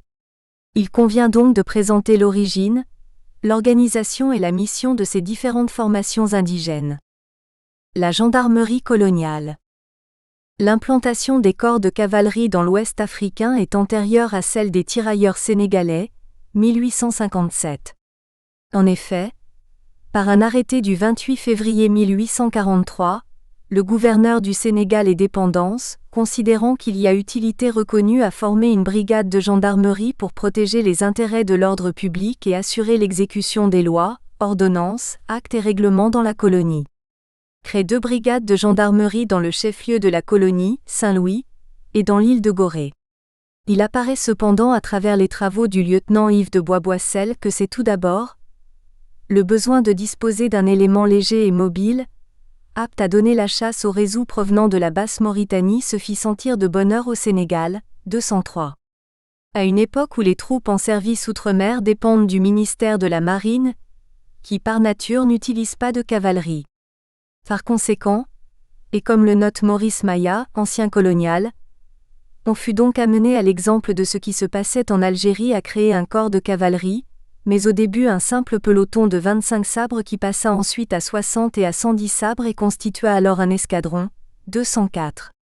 De sa véritable création par l'ordonnance impériale du 28 septembre 1854, au début de la Première Guerre mondiale, l'évolution de ce détachement de gendarmerie de l'AOF est marquée par des variations d'effectifs dans les deux sens. Durant cette période, son existence apparaît à certains moments assez précaire puisqu'il est supprimé en 1890, puis reconstitué le 10 juin 1899.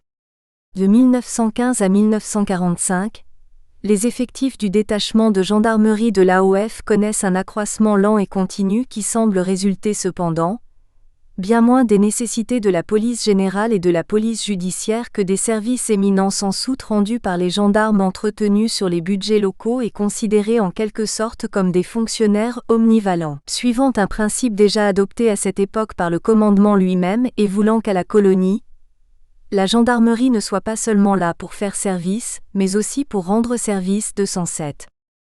L'originalité du détachement de gendarmerie de l'AOF Togo de l'entre-deux-guerres est, d'une part, d'être quasi exclusivement implanté au Sénégal, et d'autre part par le caractère multiple des services qui lui sont dévolus, dans une colonie qu'on estime pacifiée. Toutefois, le décret du 27 septembre 1921 place désormais le détachement du Sénégal sous le commandement d'un officier, le lieutenant Merle, qui le reste d'ailleurs jusqu'au 28 mai 1941.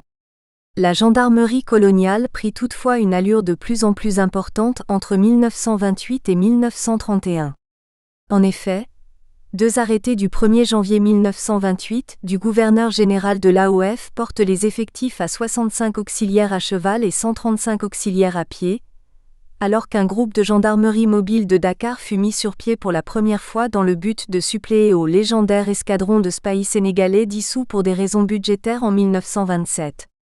Sous le commandement du capitaine Merle, le détachement connaît un accroissement conséquent de ses effectifs qui atteignent entre 1931 et 1939, 4 officiers, 115 sous-officiers et 251 auxiliaires indigènes.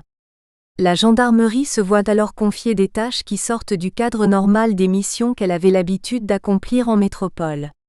Dans la capitale de l'AOF, Dakar, le groupe de gendarmerie mobile assure la garde personnelle et d'honneur du gouverneur général. Dans le monde rural où l'arme s'installe alors progressivement, la gendarmerie participe à côté des administrateurs à la collecte de l'impôt, des halles et marchés et se fait agent d'hygiène ad hoc, régisseur de prison et commissaire-priseur. Au début de la Seconde Guerre mondiale, qui marque d'ailleurs la fin de notre trame chronologique, on peut affirmer que les effectifs de gendarmerie, disséminés un peu partout en AOF en quelques sections et en de multiples brigades ou postes, participent activement également à l'effort de défense. Conformément à l'instruction pratique sur la défense passive du 26 juin 1939 et suite à l'attaque de Dakar en septembre 1940, les forces de la gendarmerie sont alors mises à contribution pour le maintien de l'ordre. Il s'agit d'assurer, d'une part, la protection de la population non combattante de Dakar en cas de nouvelle attaque, d'autre part, l'établissement d'un barrage en collaboration avec la troupe, destiné à cloisonner et encercler la ville pour éviter tout mouvement de population dans ou en dehors de Dakar. Contrairement aux tirailleurs sénégalais, préposés seulement à l'occupation, à la garde et aux éventuelles opérations de maintien de l'ordre, le détachement de gendarmerie de l'AOF Togo rend d'innombrables services au sein du groupe de telle sorte qu'au lendemain de la Seconde Guerre mondiale son organisation, ses effectifs et moyens connaissent des améliorations considérables. Les corps de garde de cercle. Le corps des gardes régionaux créé au Sénégal en 1893 apparaît comme l'ancêtre des unités indigènes de garde de cercle formées dans tous les territoires du groupe de l'AOF au début du XXe siècle. Dans le contexte de pacification, cette force publique est mise sur pied pour maintenir l'ordre et servir l'administration dans les territoires nouvellement conquis. Bref, ce corps devait assurer la relève des troupes d'occupation rappelées pour les besoins de la défense 215 à l'instar de la garde civile de Cochinchine et de la garde régionale d'AEF.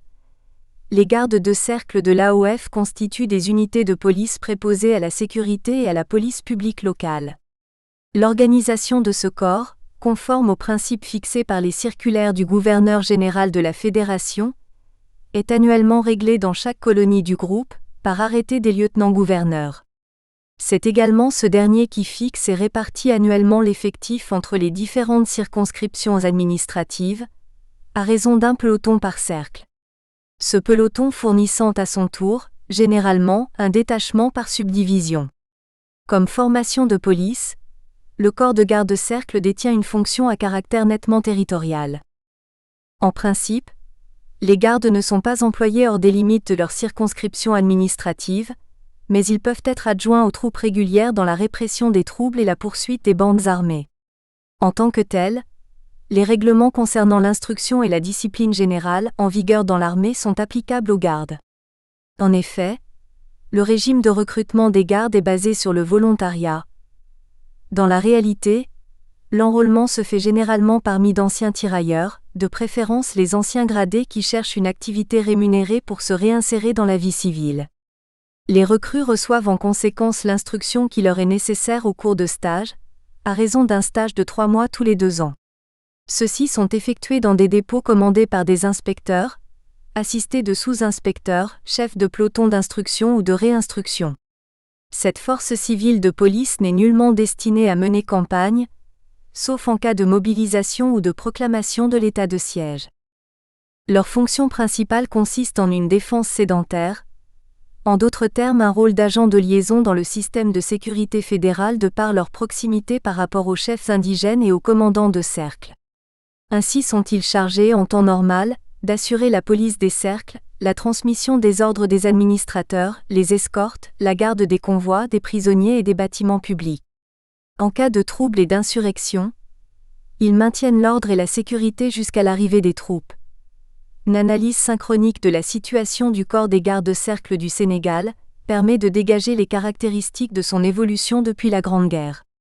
En effet, au lendemain du conflit, l'autorité coloniale s'attela à redresser et à développer le corps, compte tenu notamment de la fonction de police et du rôle joué dans le recrutement et les réquisitions dans le cadre de l'effort de guerre. La période de l'entre-deux-guerres se présente donc comme une période décisive dans l'histoire du corps des gardes-cercles. Dans un contexte de mise en valeur coloniale, accompagné d'une bureaucratisation du régime colonial, le garde est chargé de la transmission des ordres du commandant de cercle dans les cantons. Il est également appelé à seconder les chefs responsables du recensement de la population, de la collecte de l'impôt, de la conscription. Il est enfin recruteur de main-d'œuvre, agent sanitaire ou chef de chantier. Bref, il est l'homme à tout faire du commandant de cercle. Ce cumul de tâches impopulaires que réclame la mise en valeur coloniale produit un fonctionnaire besogneux et instrument de la violence et de la coercition administrative tant décriée par les colonisés. De plus, les nouvelles fonctions dévolues aux gardes nécessitent de sa part une certaine mobilité et donc une certaine dispersion à l'intérieur des circonscriptions, échappant ainsi à tout contrôle de l'autorité administrative. Sous couvert de représenter l'autorité du commandant de cercle, certains gardes se livrèrent à des abus et exactions par exemple au moment de la surveillance des travaux de culture, du chemin de fer ou de construction de routes. Il ressort de l'étude de l'origine et de l'évolution des forces de police de l'Afrique occidentale française 3 points essentiels. Premièrement, la nécessité d'épargner l'élément européen a très tôt conduit à un recrutement centré sur l'élément indigène, jugé plus résistant au climat et de surcroît bon marché. Si l'utilisation des tirailleurs sénégalais s'est éprouvée dans la phase de conquête de l'AOF ainsi que leur participation dans plusieurs théâtres d'opérations extérieures de la Grande Guerre, la fonction des formations de police ou des forces supplétives prend une ampleur décisive dans l'entre-deux-guerres avec la politique de mise en valeur coloniale, nécessitant un meilleur contrôle et une administration plus serrée des colonisés. Deuxièmement, l'utilisation des troupes et formations indigènes comme force d'occupation et de maintien de l'ordre par la puissance coloniale a, d'une manière générale, donné entière satisfaction en AOF. Si aucune mutinerie ne vient troubler la Fédération dans l'entre-deux-guerres, c'est probablement parce que l'autorité militaire a su, progressivement élaborer une doctrine d'emploi des Africains, respectueuse de leurs coutumes et de leur religion. De fait, l'ensemble de ces forces, en particulier les tirailleurs sénégalais, constituent des éléments clés de la souveraineté française en Afrique occidentale. Pourtant, il apparaît clairement que les effectifs n'ont pas connu dans la période concernée une augmentation exponentielle. Il est de ce fait indispensable, voire capital, d'étudier le dispositif général d'occupation militaire de l'espace et la mission des différents bataillons, régiments formant corps. Stationnement et fonction des unités coloniales. Il s'agit ici de présenter les différentes formations d'infanterie, régiments, bataillons, groupes nomades, tant dans leur répartition territoriale que dans leurs fonctions, dans une perspective à la fois militaire et défensive. L'objectif premier de ces forces terrestres consiste en effet, d'une part, à assurer le maintien du drapeau français, à garder et à promouvoir la sécurité intérieure des différentes colonies de l'AOF, et d'autre part, pour certaines de ces formations, à instruire des troupes dans le cadre de la défense nationale de la France et de son empire. Principes généraux. Lorsque nous comparons les effectifs entretenus par la France en AOF et en Indochine, deux des plus importantes colonies de l'Empire en 1914, 1920 et 1921, nous sommes frappés par la modestie des effectifs de troupes coloniales africaines par rapport à ceux d'Indochine, territoire pourtant beaucoup moins vaste, total de 25 288 hommes contre 17 818 pour l'AOF en 1920, et 22 715 militaires contre seulement 17 138 dans les effectifs budgétaires de 1921. Or, plus encore que les effectifs de troupes d'occupation, ce sont les proportions d'Européens par rapport aux troupes indigènes qui sont marquantes. En 1921, rapport d'un Européen pour 2 Indochinois contre un Européen pour 5 Africains.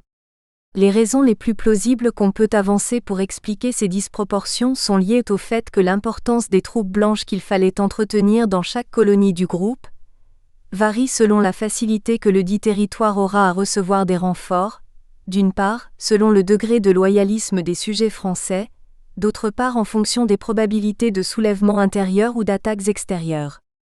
En effet, une note sur l'organisation des troupes d'infanterie datant de 1920 relève que les conditions d'emploi des troupes aux colonies peuvent varier d'une colonie à l'autre.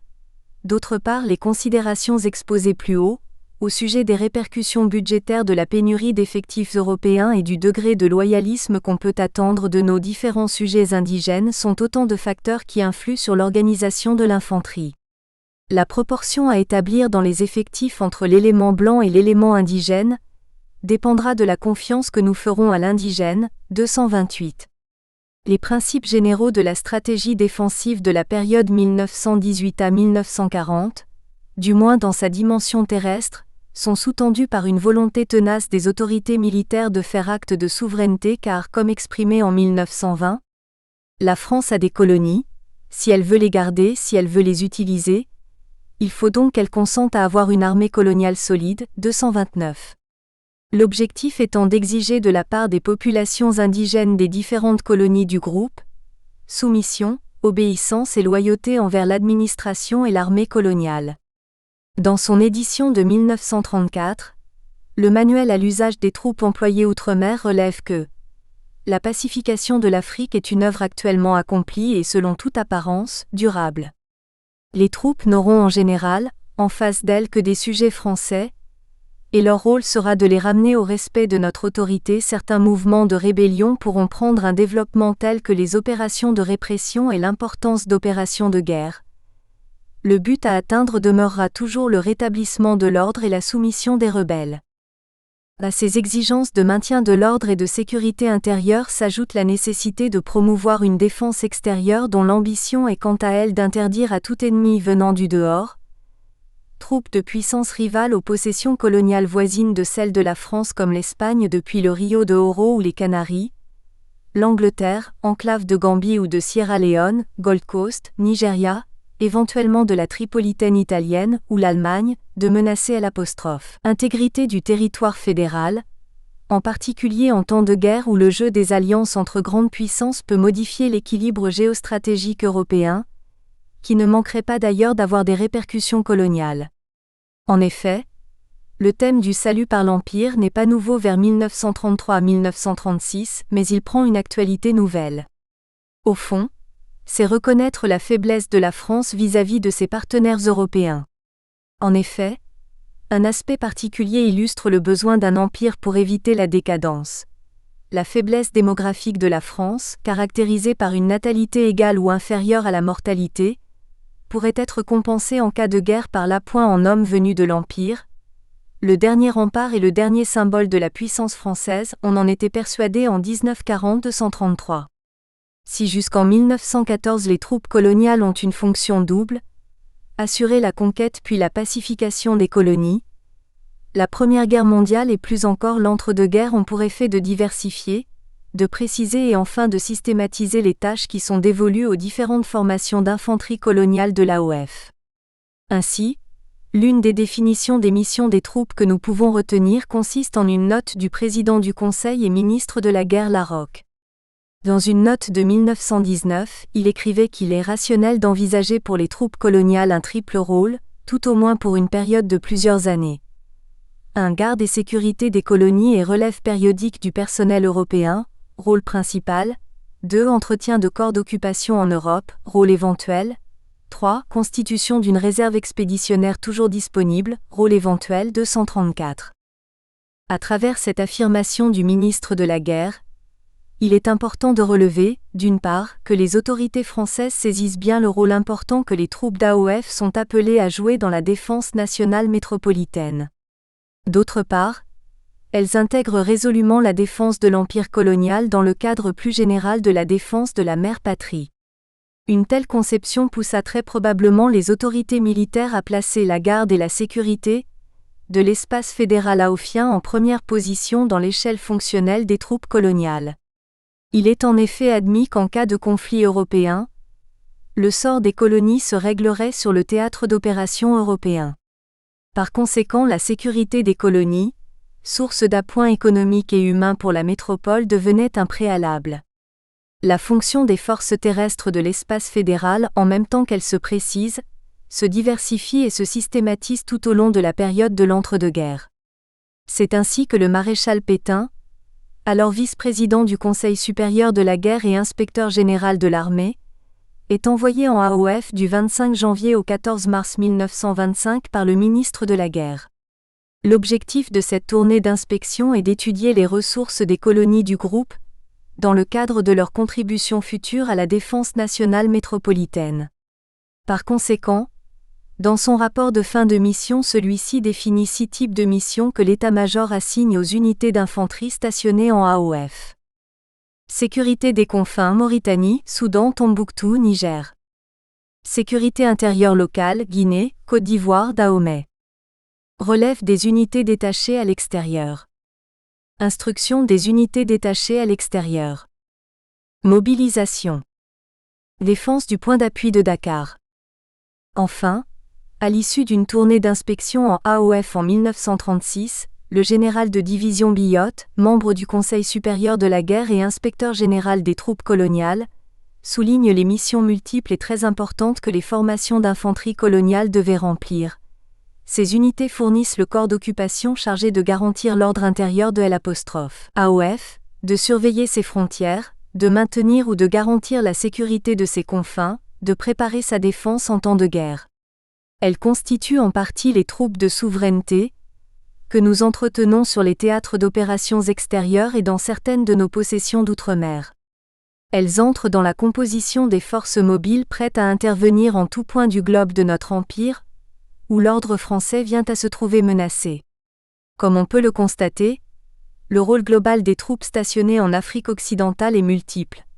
Défense intérieure, défense extérieure et mobilisation pour la métropole et l'empire colonial. Dans le cadre de ce chapitre, nous nous contentons de saisir seulement la fonction spécifique des troupes régulières dans l'optique d'une défense intérieure, à savoir la garde et la sécurité de l'espace terrestre fédéral, à travers leur stationnement en temps de paix ou de guerre et selon leur mobilité. Mission et fonction des différentes unités territoriales.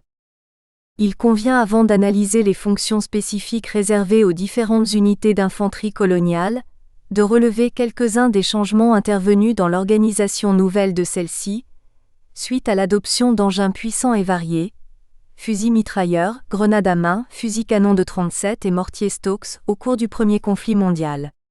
L'augmentation de la puissance de feu a inexorablement conduit, pour des raisons d'instruction et d'emploi, à grouper par exemple les mitrailleuses et autres engins d'infanterie en compagnie, pelotons, sections et à constituer des unités nouvelles rattachées en tout temps aux bataillons avec lesquels elles sont appelées à combattre. De plus, l'adoption de nouveaux engins en même temps qu'elle a obligé l'infanterie à élargir ses fronts de combat a eu pour conséquence le développement des organes de liaison et de transmission, la création d'équipes de téléphonistes, d'observateurs, et la séparation des organes de commandement des organes de combat proprement dits. Plus encore, du fait de la situation budgétaire difficile et de la pénurie d'hommes, la conception d'après-guerre s'oriente davantage vers l'économie de personnel européen plus onéreux, et l'obligation de le substituer à des Africains.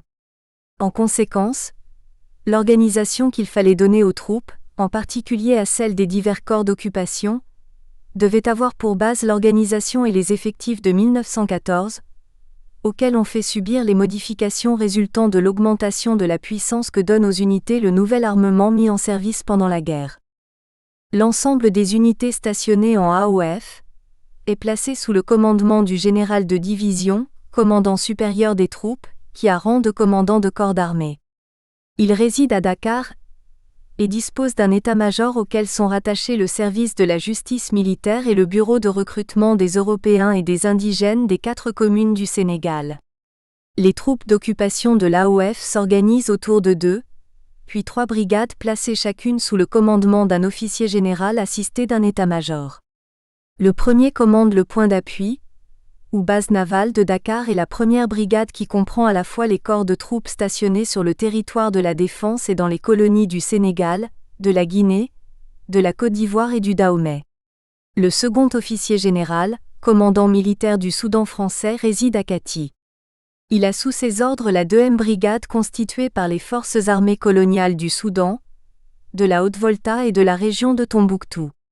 Enfin, dans le courant des années 1930, une 3e brigade est créée et placée sous les ordres d'un commandant résidant à Abidjan sous les ordres duquel sont placés les corps de troupes stationnés en Côte d'Ivoire, au Dahomey, au Togo et dans l'ex-Haute-Volta supprimée depuis 1932. À la veille de la Seconde Guerre mondiale, la défense intérieure du groupe de l'Afrique occidentale est assurée par un effectif d'occupation de 21 376 hommes, européens et africains.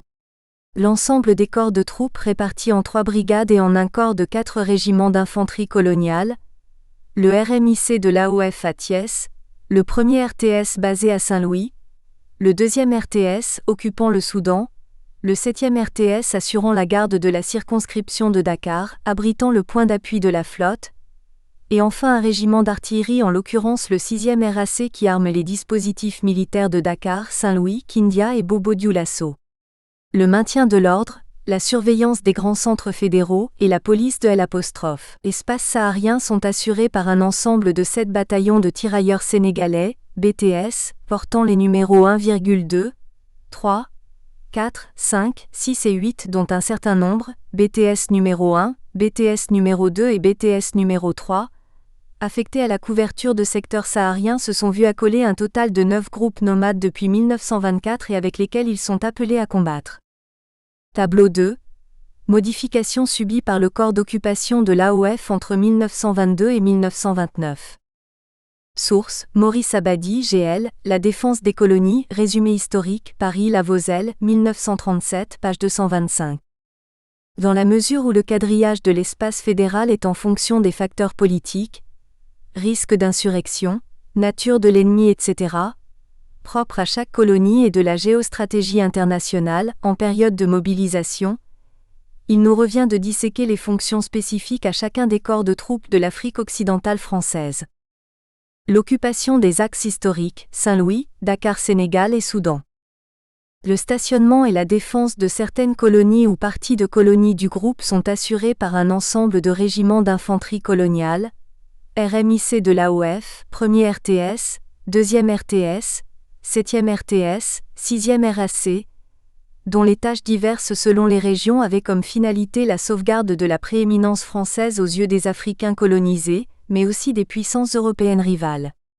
Le RMIC de l'AOF est le transfuge du bataillon mixte d'infanterie coloniale du Sénégal, lui-même issu du 14e régiment colonial, 1898, ou bataillon du Sénégal, 1894 à 1898, renforcé par 2000 jeunes gens envoyés de métropole pour assurer la garde de la colonie du Sénégal dans un contexte de rivalité avec l'Angleterre. Devenu RMIC de l'AOF au moment de la mobilisation de 1939, ce régiment est, comme son nom l'indique, composé d'Européens comme d'Africains originaires des 4 communes du Sénégal, Dakar, Gorée, Rufisque, Saint-Louis. Sa fonction est liée à la défense passive du Sénégal. Ces troupes constituent des éléments de souveraineté et de réserve, basés à Thiès, près de la ville de Dakar, centre névralgique de la sécurité de l'AOF. Au moment de la mobilisation générale de 1939, ce régiment a constitué et expédié un corps d'occupation de 3 bataillons sur Kaolack. Quant au 1er RTS, il est le plus ancien corps d'infanterie du groupe. Il occupe une place de premier ordre dans le dispositif général de défense intérieure. Occupation d'une partie de la Mauritanie, du Sénégal mais aussi et surtout de Saint-Louis, axe de pénétration possible, par voie maritime de la colonie en cas d'agression extérieure. Par conséquent, de simples formations de souveraineté du temps de paix, l'étude de son journal des marches et des opérations de l'année 1939 révèle un corps particulièrement attelé à interdire la ville de Saint-Louis et ses périphéries immédiates à d'éventuels ennemis, au moment de la mobilisation générale et de l'instauration de l'état de siège. En dépit de ses tâches de micro-défense, occupation et surveillance, ce régiment, fort de 6500 hommes au moment de la démobilisation de juillet 1940, contribua activement au recrutement et à l'achemine par chemin de fer ou par bateau, vers Dakar, des troupes noires destinées à la métropole. Le régiment du Soudan ou 2e RTS présente au 1er janvier 1933 un effectif total de 2136 hommes dont 175 Européens et 1961 indigènes. De par son emplacement, sur la plus vaste colonie de la Fédération, le Soudan français, à cheval sur les zones désertiques et sédentaires, le 2e RTS présente la panoplie complète de toutes les missions et fonctions qu'on peut attribuer aux formations d'infanterie coloniale stationnées sur le territoire du groupe de l'Afrique occidentale. Grâce notamment à sa seule unité constituée, en particulier le groupe nomade du Aude, ce régiment est appelé à assurer la police des confins mauritaniens et du territoire de la région de Tombouctou par la lutte contre les réseaux des tribus Regeba dissidentes. Compte tenu de la mission et des fonctions fondamentales du 7e RTS et du 6e RAC dans la garde de l'espace terrestre et du littoral de l'AOF dans l'entre-deux-guerres, nous avons préféré aborder leur présentation dans la 4e partie de notre étude qui est plus spécifiquement consacrée à la défense globale de la base navale de Dakar. Tableau 3. Surveillance de la ville de Saint-Louis par le 1er RTS, 1939. Source: JMO du 1er RTS, Saint-Louis, 1939, CHETOM, 16h326. La défense des confins et de la bande désertique Mauritanie, Soudan-Niger. La police et la défense des régions désertiques et de leurs confins sont dévolues à un ensemble de 3 bataillons de tirailleurs sénégalais portant le numéro 1, pour celui de la Mauritanie, créé en 1919, le numéro 2 pour celui de Tombouctou créé en 1907 et enfin le numéro 3 pour le bataillon de Zinder créé en vers 1900. Chacun de ces bataillons dispose de forces mobiles consistant en pelotons méharistes, rattachés à certaines de ces compagnies. Ces formations méharistes, adaptées à la vie et au combat désertique, regroupent en majorité des tirailleurs sénégalais aux côtés desquels combattent des goumiers recrutés de préférence dans les régions sillonnées par le peloton. À quelques-unes des compagnies des 3 bataillons est accolée une section de mitrailleuses et une pièce d'artillerie de 80 mètres par mètre, de montagne. Les bataillons numéro 1 et numéro 3 disposent d'un total de 9 formations méharistes en 1930. Leur mission consiste, outre l'occupation et la surveillance de certaines localités désertiques et sahéliennes, consiste pour les pelotons puis groupes nomades qui leur sont accolés, en 5 éléments essentiels, ainsi récapitulés par l'historique du bataillon de Mauritanie. 1 degré le quadrillage et l'interdiction du désert et de ses confins aux nombreux réseaux de tribus morts, Regueba, Ouli Minden, Ouled Delim, Adjer, Toubou, etc., qui y opéraient. 2 degrés l'assurance et la protection des soumis contre les dissidents. 3 degrés la sécurité des mines de sel, comme celle de Taodéni et celle des caravanes assurant l'acheminement vers les centres importants comme Tombouctou. 4 degrés reconnaître et dresser la carte des régions à traverser encore inexplorées. 5 degrés et enfin effectuer des liaisons avec les troupes venues d'Afrique du Nord, d'AEF, Tchad, ou encore avec celles de colonies voisines 252. Dans le second chapitre de notre deuxième partie, nous mettrons en exergue les tâches particulièrement difficiles assignées aux différents groupes nomades y opérant. Comme nous aurons à le démontrer, la zone désertique est le domaine où la paix et l'autorité coloniale française ont eu le plus de mal à s'imposer. Nous examinerons par la même occasion l'implication des 3 bataillons du désert ci-dessus présentés dans quelques grands combats contre les groupements nomades dissidents ou contre les réseaux qui marquèrent profondément ce territoire jusqu'à la fin de la Deuxième Guerre mondiale.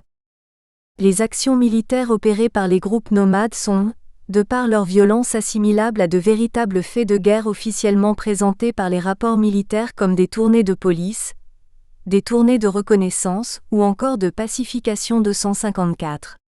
Cette présentation entre par ailleurs en parfaite contradiction avec la réalité que l'on peut parfaitement percevoir à travers le contenu des propositions de citation et de récompense, qui ne manquent jamais de glorifier le comportement au feu des troupes coloniales 255. Le rôle des formations d'infanterie dans les colonies soudanaises, Guinée, Côte d'Ivoire, Haute-Volta, Dahomey et Togo. De même que les régions de climat désertique, les territoires de population noire de l'AOF sont, durant la période considérée, occupés par un ensemble de 4 unités territoriales réparties sur différentes colonies. Le BTS numéro 4 en Guinée, le BTS numéro 5 en Côte d'Ivoire, le BTS numéro 6 en Haute-Volta et enfin le BTS numéro 8 au Dahomey et au Togo. Exception faite du bataillon de Guinée, créé en 1907, tous les autres corps ont vu le jour dans les premières années de l'entre-deux-guerres.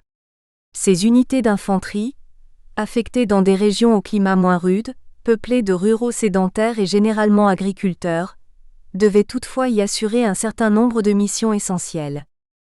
L'occupation des principaux nœuds vitaux des régions importantes des divers territoires par quelques compagnies qui peuvent d'ailleurs acheminer, selon l'urgence, des détachements sur des points secondaires appelés postes militaires, en application du grand principe militaire français, montrer la force afin de ne pas s'en servir, c'est là peut-être l'un des éléments les plus importants du dispositif de sécurité intérieure en Afrique occidentale française. Il consiste à assurer le maintien de l'ordre et l'occupation des grands centres de l'espace africain, mais uniquement en cas de besoin, trouble ou insurrection, et selon un système de vases communicants, par les troupes coloniales des régions, localités, cantons proches des zones en ébullition. En fait, jusqu'à la fin des années 1930, à l'image des tribus nomades des espaces désertiques, farouchement attachées à leur liberté, certaines populations comme les Lobis, Birifons, Oulé, Gants des colonies de Côte d'Ivoire et surtout de Haute-Volta ne furent nullement disposées à accepter dans la durée les exigences du colonisateur, conscription, travail obligatoire, paiement de l'impôt. Leur permanente rébellion à l'encontre d'une administration militaire française désireuse d'exercer sa souveraineté en toute part de son empire colonial, suscite de la part de cette dernière de multiples répressions armées. Nous ne citerons que les cas des Saoués du Dahomey, 1918 à 1919, et celui des Lobis tout au long de la période 1918 à 1940.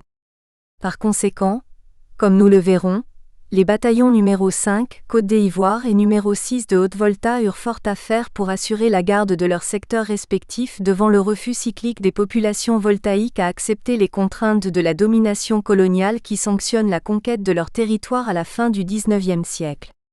En conséquence, le groupement des compagnies du BTS numéro 6 avait été imposé par l'emplacement des anciennes compagnies du 2e RTS et du BTS numéro 2 qu'avait remplacé un nombre égal de compagnies de BTS numéro 6, emplacements eux-mêmes conditionnés par la nécessité de tenir plus solidement des régions où des soulèvements locaux s'étaient produits au cours de la guerre.